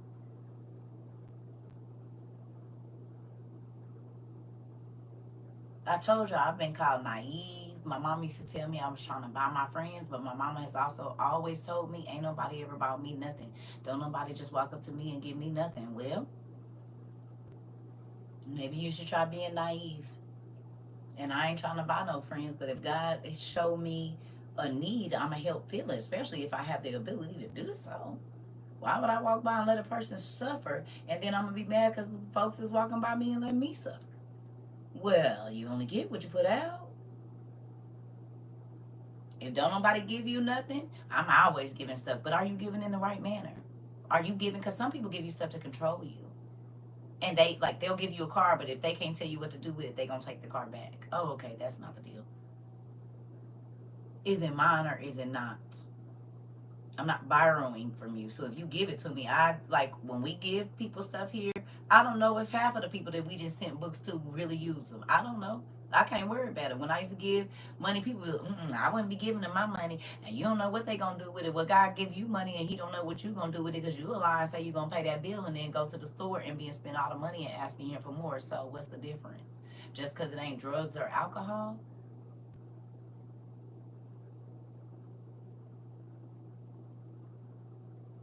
You're welcome.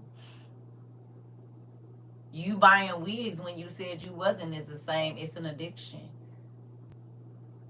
And if you will buy wigs before you buy food, well, honey, that's some old, we used to call them clucks. Man, that And you paying for your addiction before you pay for your food. Something wrong. If you will buy your wig before you go pay your rent, baby, you doing the same thing that the drug addict or the alcoholic is doing. Sit down somewhere. You addicted to attention.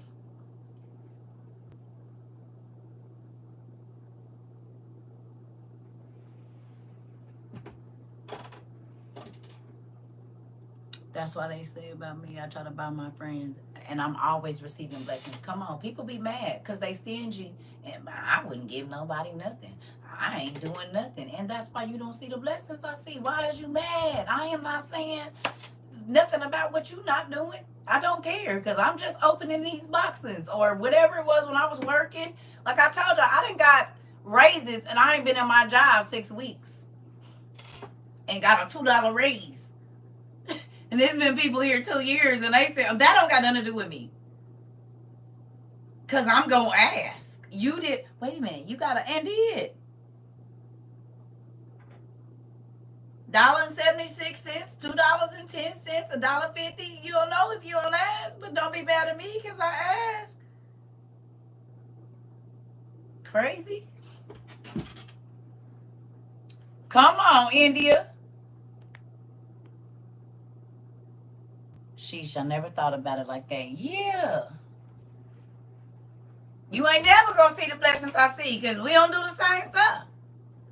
I ain't putting myself first. Crazy, you do. So I don't put myself first.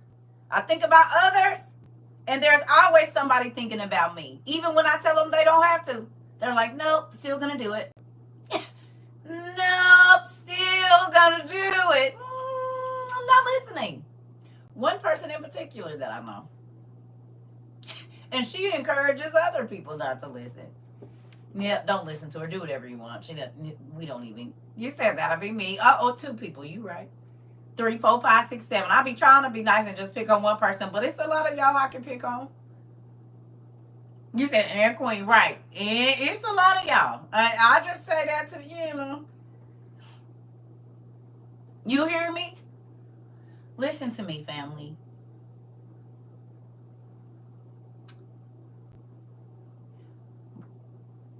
Remember I told you that facts. I wanted tires and my dad ended up sending me $500 and the tires were on sale. Come on. You said what? Thank you. Okay. You're right. Let me walk into my boss office right now and ask for this raise. Y'all pray for me. Come on now. Pray about it first. Now pray, because he'll tell you the words to say.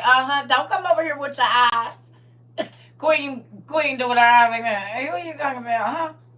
Don't be peeking out from the book closet. Get back in there. You don't tell on me. No, I'm just playing. But this is the thing, family.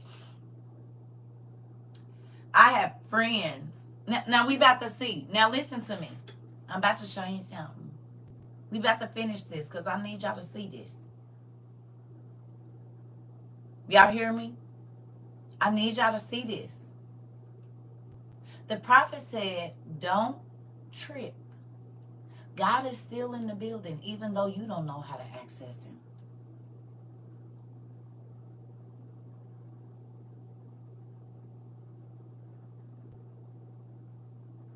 You hear that? The leader didn't know what to do. He said, am I a God? No, you're not a God, but you got somebody in the house that know how to get in touch with him. You don't got to know him, I do. I got you, don't worry about it. He shows up, he answers the phone when I call. Where my phone at? Hello, Dad. One of my friends need a blessing. Huh? I know you ain't never too busy. So you remember you said if I want to, I can ask for anything. And if I say it in your name, you will do it. You remember you told me that? So you already know what I need you to do, but you just need me to say it. Okay, my friend need a blessing. My friend baby need healing. My friend need a raise on her job because she going to be more responsible with her money and she going to help people when she get blessed. And then my other cousin, she need a car. And my brother-in-law, He needs some help with his mental stress because he's holding on to something that he never told his wife. And it's eating him away on the inside, and he can't be close to her like he needs to because he don't know if she's still gonna love him. If he tell her the things that he had to endure as a child, she gonna love you still. Don't worry about it. God has already prepared her heart, and he's already told her. But you said, well, now that you said, and you gonna heal their marriage because he gonna be able to give his wife all of them. And it's okay to tell her that he struggled with certain things because of things that didn't have no control. He didn't have no control over that happened to him when he was a kid. Because his mama used to be passed out drunk and that man kept coming in his room and he didn't tell nobody because he wanted his mama to be happy. You mean that? You said you can heal that too and turn him into a man that people will love and always come to for advice. Because he going to be able to be vulnerable in front of his children and let tears drop so his sons will know how to be vulnerable so they don't abuse people because they don't know how to get in touch with their own feelings. Oh, Dad, I did not know you. Yes, I did. I ain't going to lie. I knew you could do all of that. You said all I got to do is sit and listen to somebody else, and then it's going to be somebody to listen to my husband or my wife or to give good counsel so that my life can get better. That's all I got to do is give that, and somebody is going to give it to me. The hair on my legs is standing up. I just want y'all to know that. When you give compassion, you get compassion. When you give understanding, you get understanding. Whatever you give, you get that back multiplied. I need you to understand that. Y'all want to know why sometimes I sit on the phone and listen to people for 8 hours? Because I might need somebody to listen to me. I might need to tell some of my deepest, darkest secrets, or my daughters or my sons. If they might not tell me, but I need somebody that's going to give my kids wise counsel. So you know what I'm going to do? I'm going to give wise counsel, and I'm going to tell people how to help their life so that when I'm gone, it'll be somebody here to speak to mine.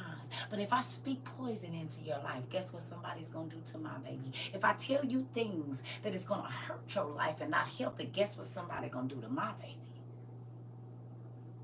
Because it don't have to hit you to be payback. It might hit your children.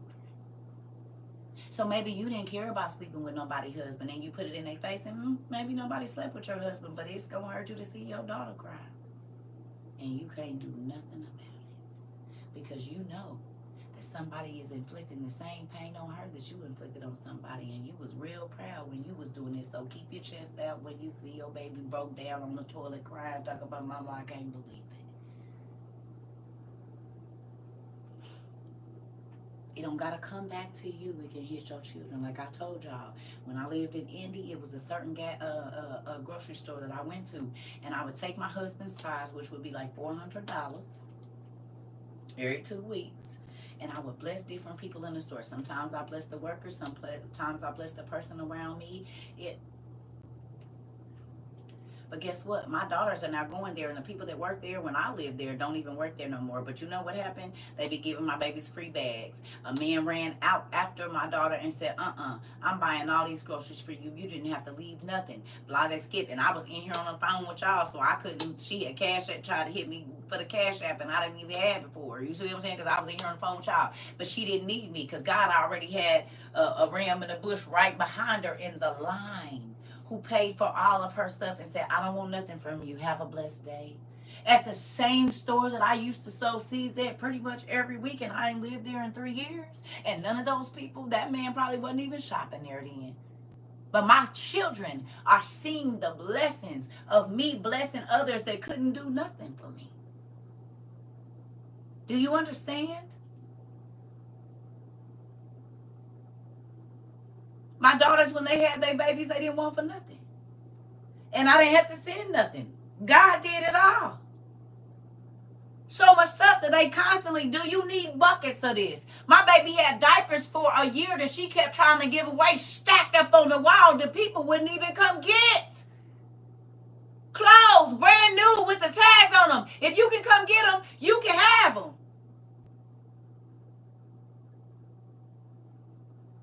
Hell, she like a mama. She ain't worked too much, and that baby about to be 2 on Saturday.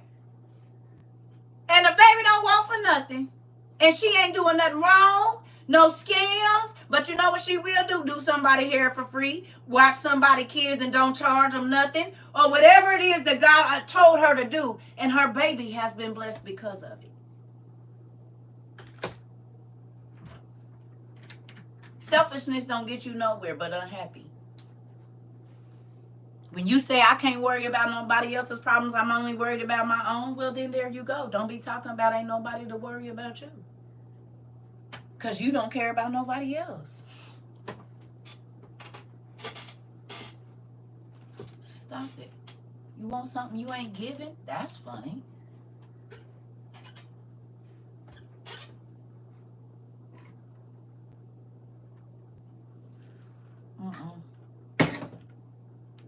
You don't got to understand my walk. You don't got to understand my blessings either.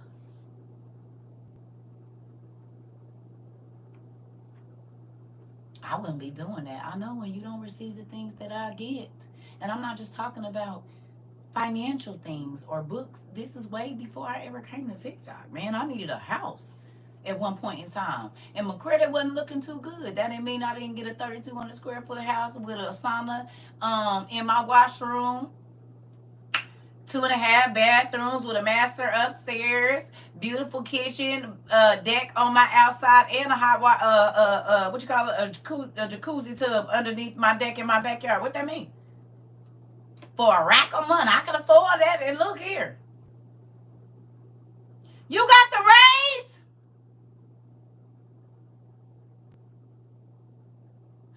Girl, quit playing. Not in real time, Dad. You did. I'm about to have to go have me a medicine break. If you say what I think, Eunice.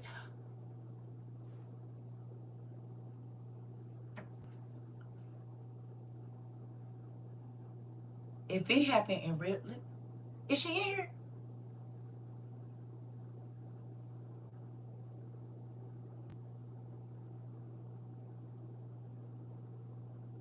You got the raise, Punky?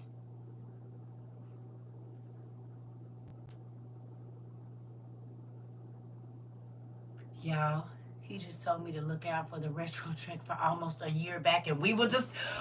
Oh my! You said he going out of way.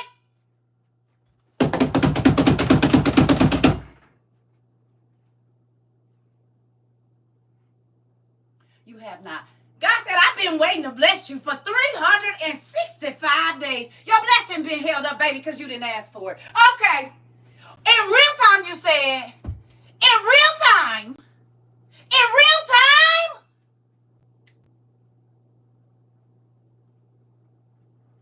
Don't be mad at me because I know how to ask. Okay, we got to put on the theme song. Y'all, come over here real quick. Come over here. Hurry up. Come over here. Hold on.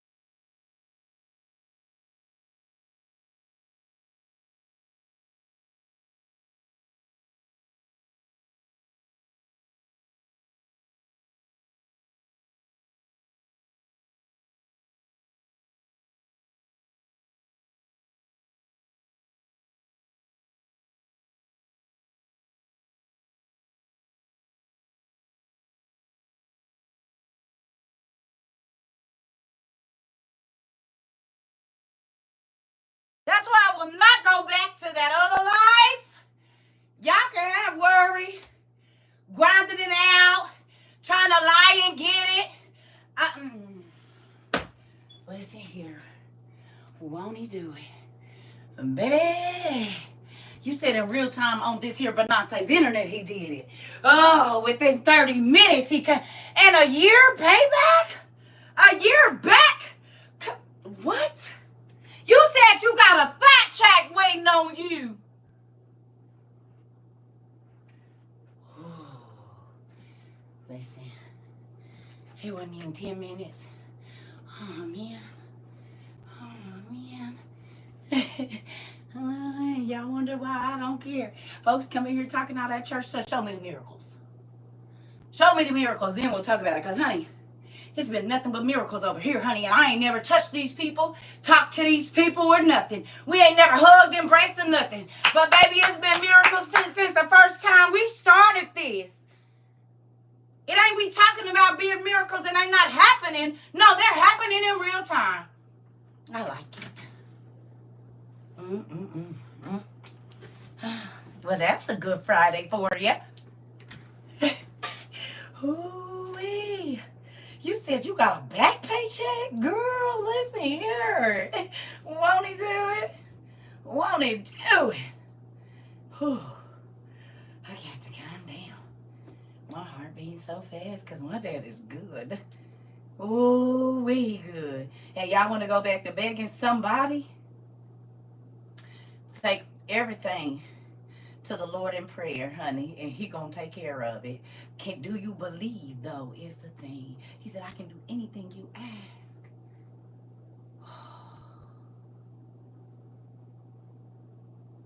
If that ain't proof enough for you, it don't take God long. This is why we do the thank you list. So you can quit talking about how long it's been and see he been coming fast. You just don't be paying attention because you asked for so much. You ain't wrote nothing down so it don't seem like nothing coming to pass. But if you believe he can do it.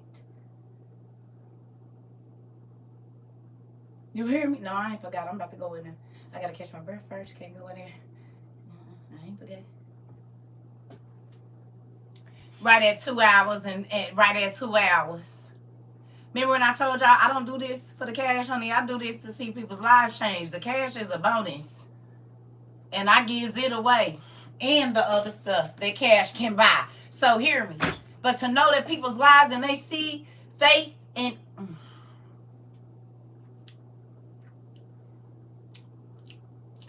I'm just going to say, I'm happy. This will do me good right here. This will do me good. That'll do, pig. That'll do. That'll do, pig. That'll do. That's how this made me. Y'all know, babe, it's my movie. So that part made me cry. So it's real emotional. Because he was the first rounder upper. He was the first shepherd pig. And I'm kind of like that. I'm like a shepherd pig.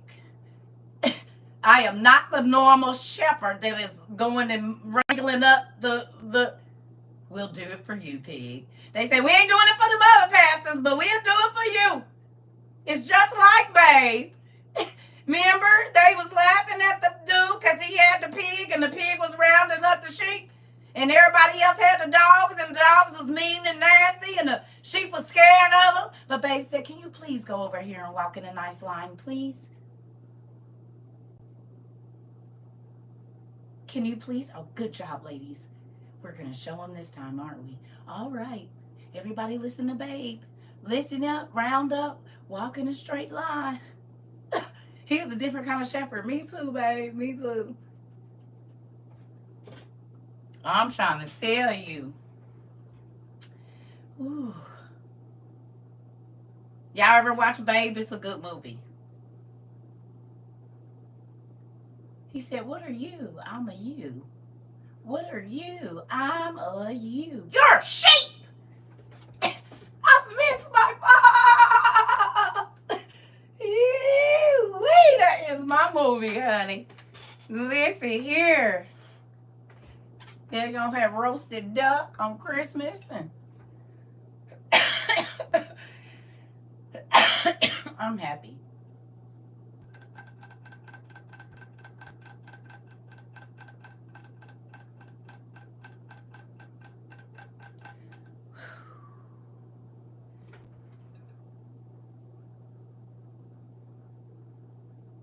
Listen, I'm trying to tell you, I'm about to go. Where do you go after that? 10 minutes? He answering prayers in 10 minutes? Baby, listen, we rounded it on up, ain't we? It used to.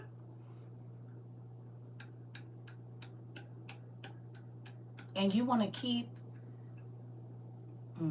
I don't know what to tell people. It just works. Especially when you start trying to change yourself and really listen to what God wants you to do, it really works. But you can't keep going in your own way. Just like if your child keeps doing wrong things, you're going to take care of them, you're going to feed them, but it won't be like blessings if they doing what you're asking. It's going to be different. You're still going to provide, but it won't be in the same way. It's the same thing with God. It blessed my day too, girl. Listen here, it did. Bless my whole soul today, it did. He always confirm and do. So let's get down through here, because now I want to show you the opposite side of this. You ready? We just going to go on down here. Come on, because we got somewhere else to go here. Now, come on. All right. So, here we go. It says, Elisha sent a messenger to say to him, go wash yourself 7 times in the Jordan, and your flesh will be restored, and you will be cleansed. But Naaman went away angry and said, I thought he would have surely came out to me and stand and call on the name of the Lord his God, and wave his hand over the spot and cure me of my leprosy.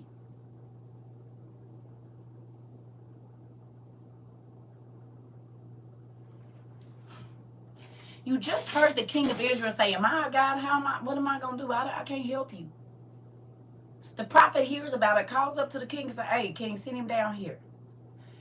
He sent him down to your house. He sent you a messenger outside, and instantly, I'm not doing all that. Why didn't he just come out here? No, because see, I didn't drive over here for all of that. Okay, do you want the healing or help it or not? And can I be honest with y'all? In all reality, that's how sometimes I be feeling here. It's always a rebuttal.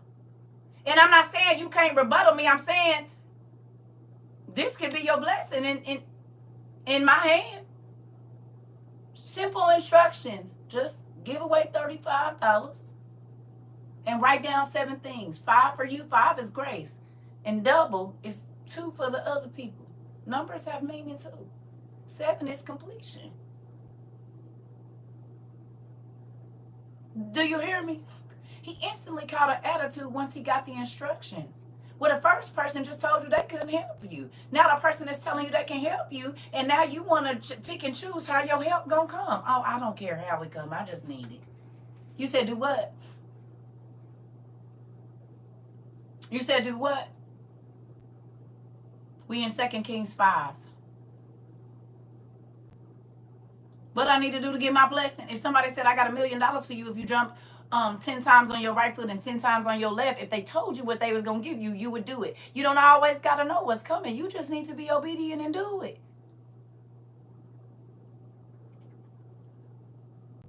That's it. That's all. But sometimes you cheat yourself feeling like you have to determine how you going to be blessed. I don't care as long as it comes. A dog could walk up to me and give me $50 if I need it. I don't care. I'm going to wash it and use it. It could have been stuck to the dog's paw. I don't give a damn. That's the 50 I needed. Did it matter that it didn't come from a human or the person I asked? No, I still got my $50 to go do what I need to do with it. Like, I don't care how it comes. I'm trying to tell you that ain't my problem. It just need to be here. You said, say it again. I'm trying to tell. I just need I just need whatever it is that I need. Is my money, a ride, or I don't care. How long as God answer my prayer, that's the end goal. How it got to get to me and who got to send it and where. I will take blessings from my enemies. I'm trying to tell you. If you the person he gonna use to help me pay my light bill, and I'm I wouldn't care. Yeah, I had to help prepare a light bill, so my light bill paid. I don't care about none of that. You worried about the wrong things, honey. You can tell everybody you had to help me pay my light bill. But is my light bill paid, though? Is my kids in the dark, though? No, that's all I'm worried about. I don't care. And once you get that chip off your shoulder, worried about what people going to say, did you get your blessing or not? Did you die or not? Like, what? Yeah, I be worried about the wrong stuff, baby. Honey, if my enemies want to pay my light bill, let them pay it. It's paid. That's all I'm worried about. Is the light bill paid, honey? You worried about stuff that don't concern me. Somebody said they had to help you and did. And I know they my enemy, so don't you think that's weird that they told you that they had to help me and you know they don't like me? What you should have been worried about is how the heck that happened. That wasn't more miraculous to you.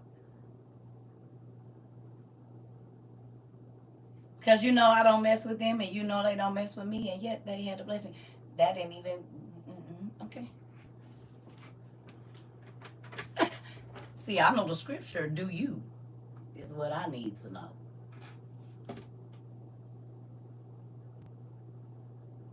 What does I will give you vineyards you didn't have to plant, houses you didn't have to build? What does that mean? What does that mean? That means somebody else had to do the crazy work for you to get it. You didn't have to do it. That don't mean you ain't going to enjoy it. What does that mean? I'm not worried about it. It say the wealth of the wicked is laid up for the righteous. Righteous just mean the person that's following God's, whatever God is telling them to do. The wealth of the wicked, so you mean all the hustlers that want to go out there and stunt, please do. It's ball out as hard as you can. Do whatever you need to do. Yep, thanks. Because when you line up with the word, they hustling for you. You said what now? If you ever been in any kind of backdoor shenanigans, do you have all your stuff that you had when you was getting it? No. But you know what? Somebody else do. And they didn't have to get out there and be in the shenanigans to get it. You know what it's called? Auctions. You know what it's called? Dough got kicked in and can't nobody go over there and get it. And now it's at a...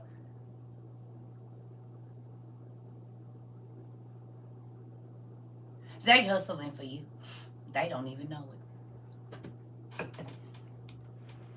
Listen. Do you understand?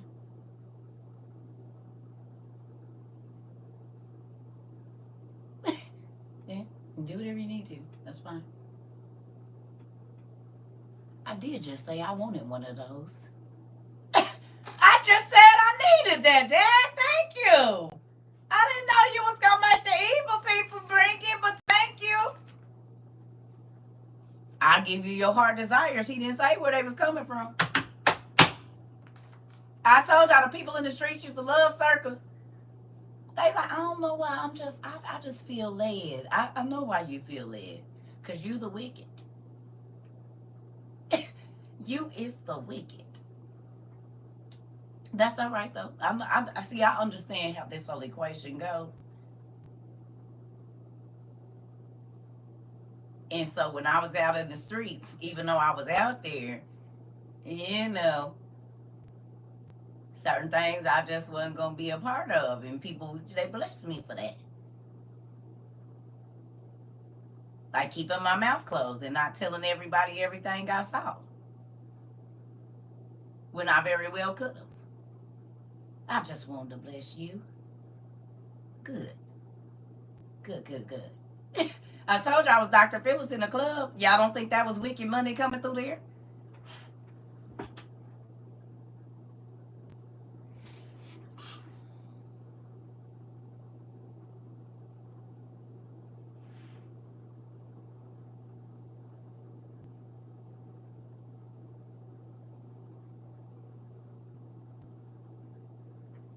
Where are you talking about?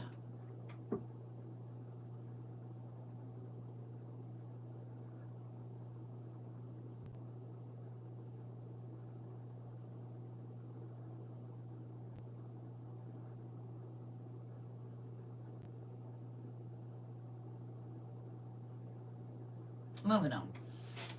Here we go. Now, understand that there's always going to be somebody watching. Y'all ready for this?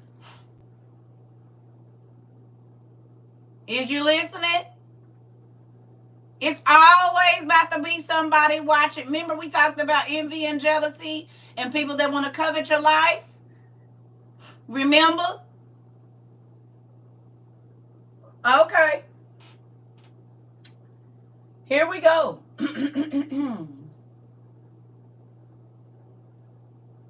Naaman's servant went to him and said, "My father, if the prophet had told you some great thing, would you not have done it? How much more then when he tells you, wash and be clean?" So he went down and dipped himself in the Jordan 7 times, as the man of God told him, and his flesh was restored and became clean like that of a young boy. So it was better than it was before, because he wasn't a young boy, he was a whole soldier, which means it was probably cut up because he was a warrior. So God gave him baby soft, complete skin, probably with no marks on it or nothing. Because babies don't have a lot of marks on their body.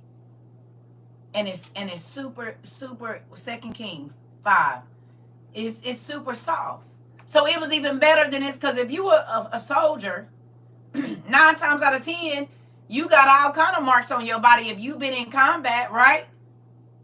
No? Right? You got marks on your body from being hit and training and everything else. And it went back to a young boy's skin. Important. Because he wasn't a young boy. He was a grown soldier and had fought many wars. So even in his situation, when he went and did what God told him, his situation was better off than before.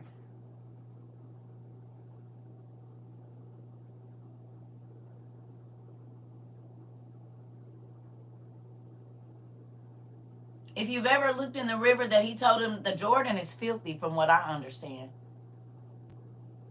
Ain't the Jordan River real nasty? It's dirty. It's like the catch-all of 2 other seas or something like that, right? The Jordan River is dirty.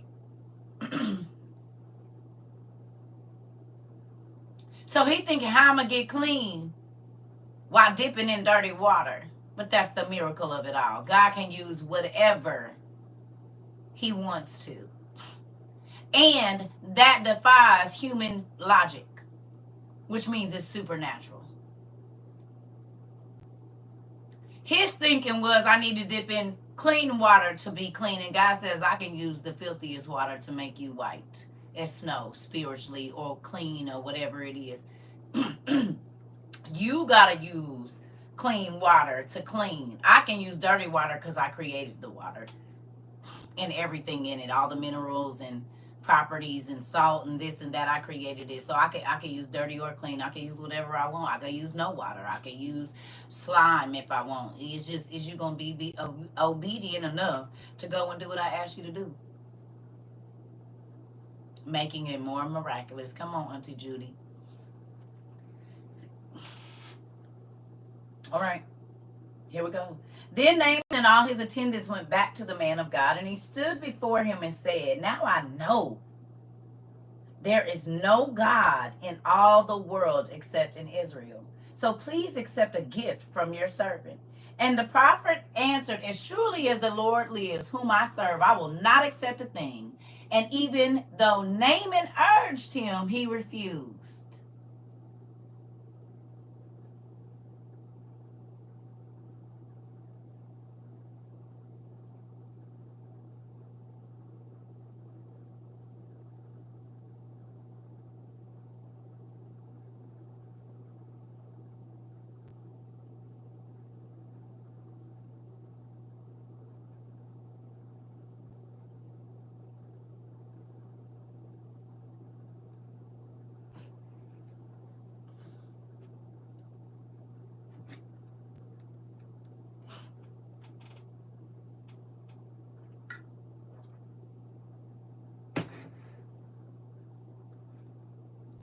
Moving on. All right. ask you a question? Do you see the exact opposite with the people that are called by God right now? Most of the people that are teaching and preaching, I'm not saying all, but most of the people that are preaching and teaching right now, you got to pay them before they even start preaching. You see that cash app before you know what scripture you're going to be reading that day.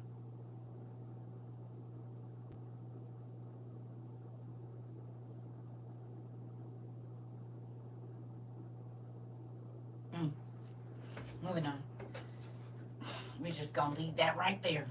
Okay. Here we go.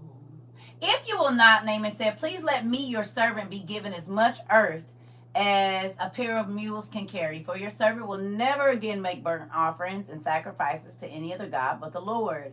But may the Lord forgive your servant for this one thing. And when my master enters the temple of Rimmon to bow down, and he is leaning on my arm, and I have to bow there also, when I bow down in the temple of Rimmon, may the Lord forgive your servant for this. So he was saying, you know that I don't work under a man that serves God. So I got to do my job. But can you please let God know that when I bow, because I'm the person of the king, or the right hand man to the king, I'm not bowing to the God of Rimmon. I know in my heart that I serve God, but this is my job and I have to do it. It's a part of what I have to do. And the prophet said, don't worry about it. Go on. God know your heart. You good. Because as a soldier and to the king, you got to bow when you come in a king presence, because that's protocol. But I'm in my heart, I'm only bowing to God, and that's it. Y'all got that? Soldiers, you know what I'm saying? They gotta, or people, when you go in front of a king in sealing areas now, you can't go in front of a king and stand up all prideful. You have to bow and do what you gotta do, because that's your job. That don't mean that that's what's in your heart. It's just your job. Okay. Here we go. Elisha told him, go in peace. After Naaman had traveled some distance, Gehazi, the servant of Elisha, the man of God, said to himself, I wish I would let that nigga take all this gold. CERCA tripping. Somebody offer a trip. You know what? CERCA don't got to take the trip. I'm about to call Classy Lady and see if she'll give it to me.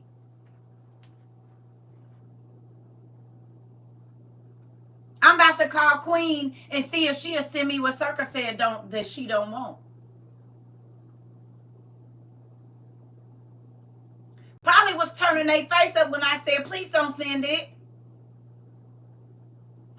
I would have took it. You better than me because I would have took it. You better than me because I wouldn't be turned. You better than me because you said it, I didn't.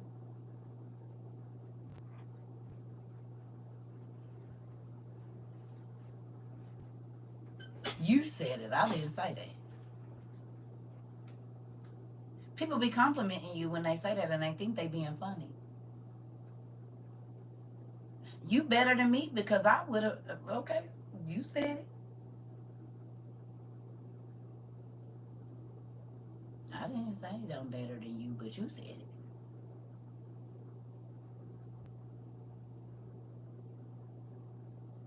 Especially when they trying to be funny and say it. He said I got better character than you.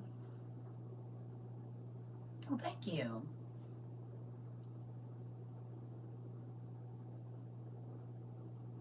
It's good to know. Moving on. Now, here we go. He said to himself, my master was too easy on Naaman the Aramean by not accepting from him what he brought. As surely as the Lord lives, I'm going to go get it for myself. I will run after him and get something from him.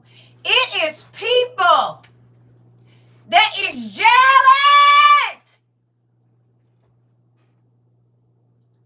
of the blessings you turned down because they ain't never been offered to them. And you know what they try to do? They try to backdoor you. Either become you and wait till you ain't around to try to get the same blessings you get, babe. But their character ain't yours. So those blessings are not going to see them the way that they think. Because you better than them, remember? Because they wouldn't have did.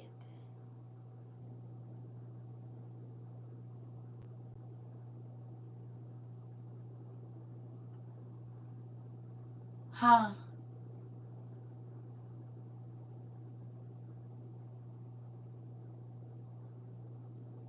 You said what?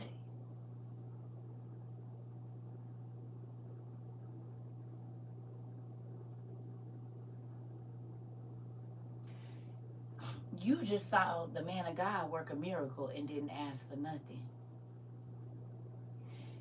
You ain't did nothing but went outside and told the man what to say. What to do. The prophet told you to tell the man what to do. The man tells the prophet, listen, I got all of this for you. And you say, I'm going to take it upon myself. You know what?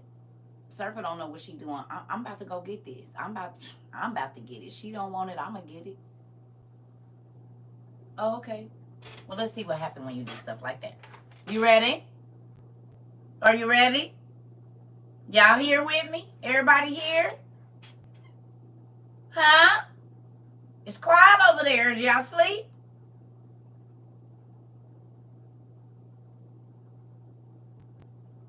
Okay.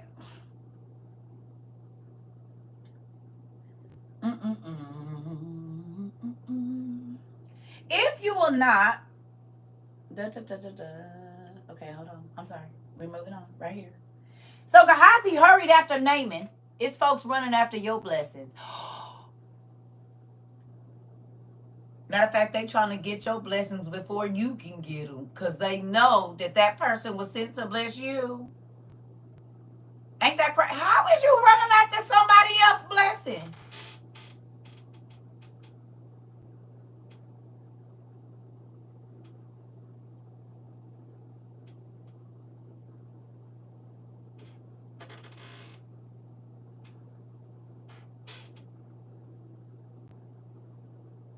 It ain't yours. And if they turned it down, that don't mean it go to you.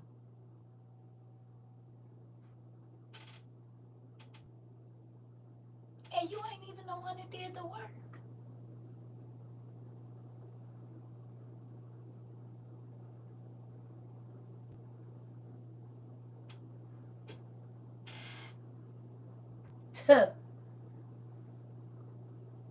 So Gehazi hurried after Naaman. When Naaman saw him running toward him, he got down from the chariot to meet him. Is everything all right? He said. Everything is all right. Gehazi answered, my master sent me to say, liar.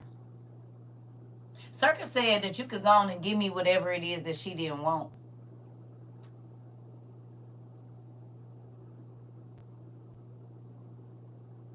It's always a liar around a prophet, a schemer, a person that's pretending to be just like them, and it ain't even in them to do so.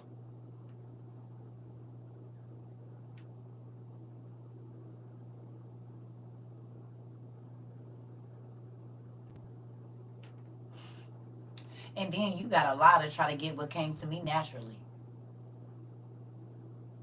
You got to pretend to get what comes to me naturally. Things that I'm turning down, you have to lie to get them. You have to change yourself to get them. As we used to say, what's for me is for me. Come on. Is y'all getting it?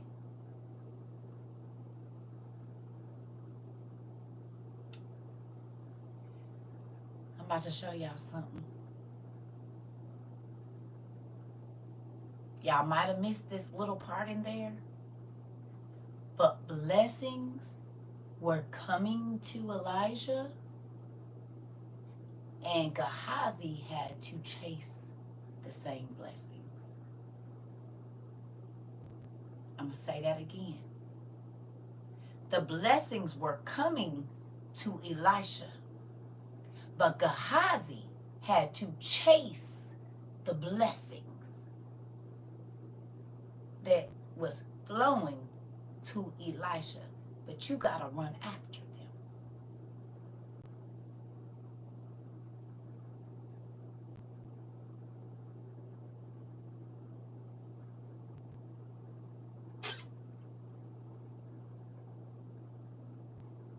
I hope y'all got that.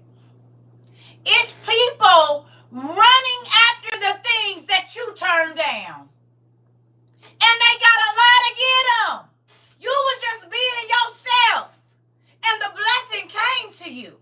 People was looking to bless you. And they running looking for blessings. The very ones that you turned down. And they got a lot to get them. He had to put in work and he didn't. Come on now. Elisha was sitting in the space when the blessing came to him. A boy had to come up with a plan and a lie and then run after the blessings that Elisha had just turned down.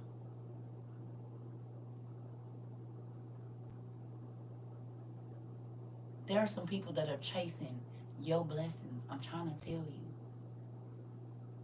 And this is why sometimes God don't let nobody be around when God tell you how he gonna bless you or what he has to bless you, because he knows they really want it. You not worried about if you get it or not. You will just be happy with whatever God do for you.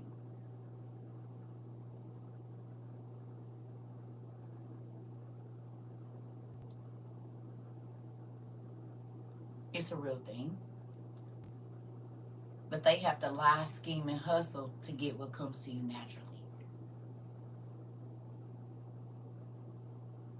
Hey, auntie.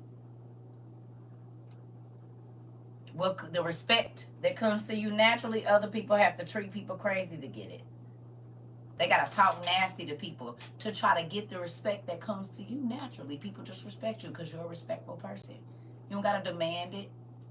You don't got to tell somebody. You don't got to do nothing. You just be like, okay. Other people want people to reverence them the way that you are reverenced, but they don't got it in them to be reverenced like that because that ain't really their character. Why they don't ever talk to me like that? I don't know. Maybe it's something in you. Moving on. Hey. You said I'm bright with a brand new knee. Well, come on in. Come on. That part. All right. He said, 2 young men from the company of prophets have just come to me from the hill country of Ephraim. Please give them a talent of silver, and 2 sets of clothing. By all means, take 2 talents, said Naaman. He urged Gehazi to accept them and then tied up the 2 talents of silver into bags with 2 sets of clothing. He gave them to 2 of his servants, and they carried them ahead of Gehazi. When Gehazi came to the hill, he took the things from the servants and put them away in his house. He sent the men away, and they left. When he went in and stood before his master, Elijah asked him, "Where you been, Gehazi?" He said, "I didn't go nowhere." But Elisha said to him, "Was not my spirit with you when the man got down from his chariot to meet you?"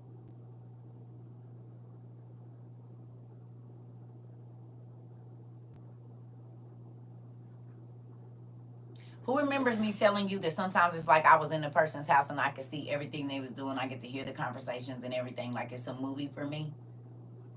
And then I talk to people and they don't know that God literally just showed me a vision of the conversation they was having before I got on the phone. Or God will let me have a dream and it's word for word, the whole how the person gonna walk in the room and everything, and then they do it. Got the same clothes on and everything, and I just be like, okay, right. Remote viewing. Come on now. And do. And I'll be like, sure.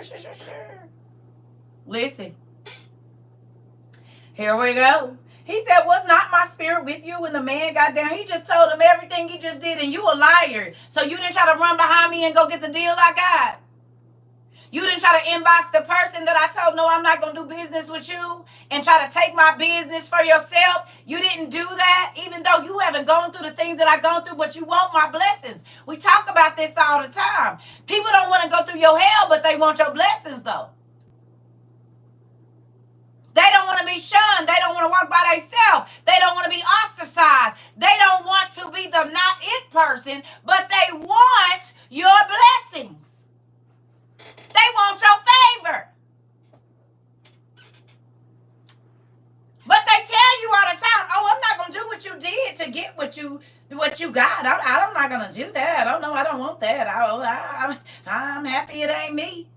But I run after your blessings quick, fast, in a hurry as soon as you turn them down. Or as soon as they think you're not looking. But God will allow you to know the people that secretly want your life. And secretly want your whatever it is that they're covetous of. But they're going to have to lie and scheme to get what comes to you naturally.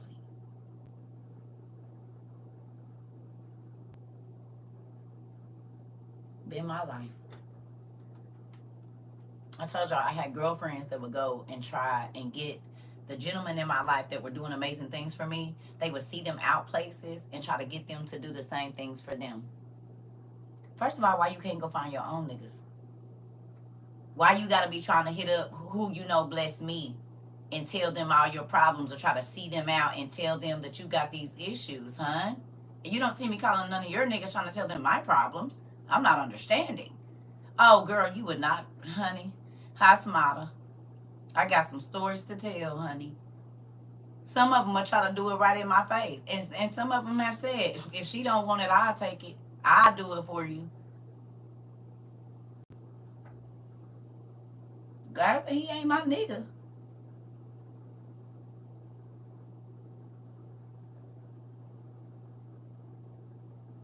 If she don't want to cook for you, I will.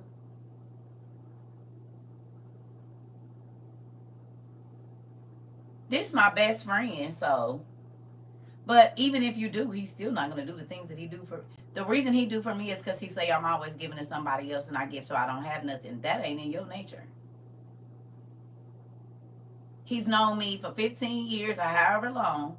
And he's seen me give my last and give furniture and give beds and give clothes and take the hat off. He's been with me through this process. So this is why he don't care.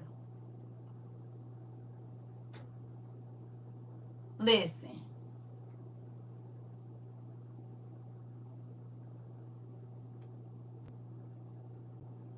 Real life.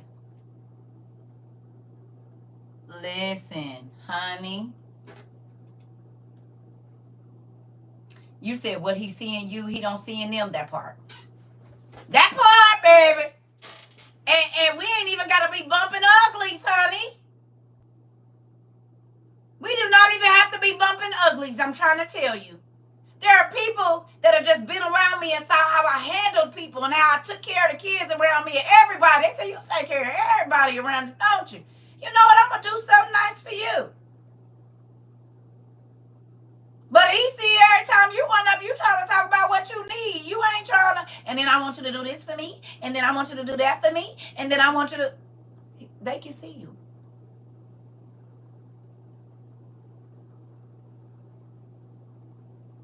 You said that's what my cousin used to do to me. She would talk to everyone I talked to. Lord help me, I'm trying to tell you, and they stay in your ex's face. It's like, damn, you can't, all these niggas out here. All these niggas, and you just gotta be in the one that's nuts. Listen, I never understood, but amen. It is what it is. No, thank you. We're moving on. Here we go. It's folks that want your blessings and they running after your stuff, and they mad, or they're mad at the reverence that people give you. They're mad at the whatever it is that you get that they don't, and they want it. They want it. Here we go. He said, but Elisha said to him, was not my spirit with you when the man got down from his chariot to meet you? Is this the time? Is this the time to take money or accept clothes or olive groves or vineyards or flocks or herds or male and female slaves? Naaman's leprosy will cling to you and to your descendants forever. Then Gehazi went from Elisha's presence, and his skin was leprous, and it had became white as snow.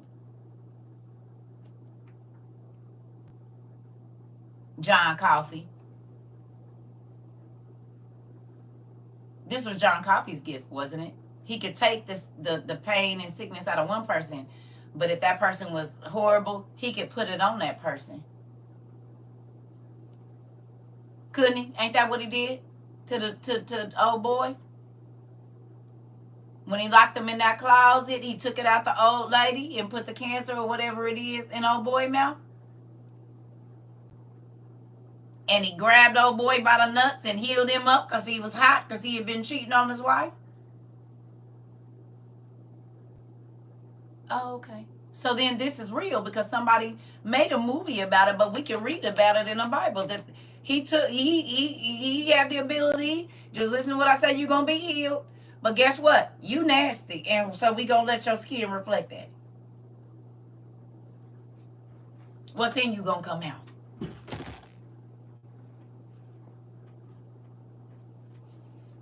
Okay. Nothing is hidden before God, y'all.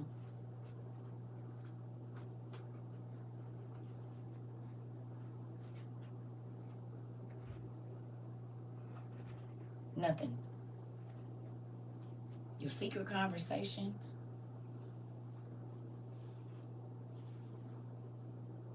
Nothing. Your secret thoughts. God knows what you really intend to do. He knows why you're doing every single thing. It's 2 Kings 5. Just read the whole chapter, 2 Kings 5. So I'm about to go because we've been on here 3 hours almost in about 17 minutes. I'm about to go find me some food. Food. I think I want a bacon sandwich. I think that's what I'm going to eat. I just like bacon a lot. So I love y'all. And hopefully y'all was blessed by today. You know, God came through. We saw a real life miracle in here, a couple of them. And it be good over here. Listen. Oh, it's not Starbucks. This is what is it? Amazon. I got the red one too. And they never match. It might be a red lid on this one with a black cup or a black cup with a red lid, whatever. Y'all know y'all got all of these cups. I got cups and cups and cups and cups. I love y'all. We probably gonna turn up this evening. I don't know for sure. We shall see how the day goes. Ooh, I love y'all. You're welcome. It's not me. It's you. Dad is blessing us every day. And do, auntie. It's lunchtime. It is, and I'm about to go find me some food. It is. I might fry some bacon right now. Bacon is good at any time of the day. Early in the morning, late at night, in the middle of the day, in the middle of the night, in the early morning, when it's raining, when it's snowing, when it's hot outside, when it's, I can think of I can eat bacon every day. Every day. I love y'all. See y'all later.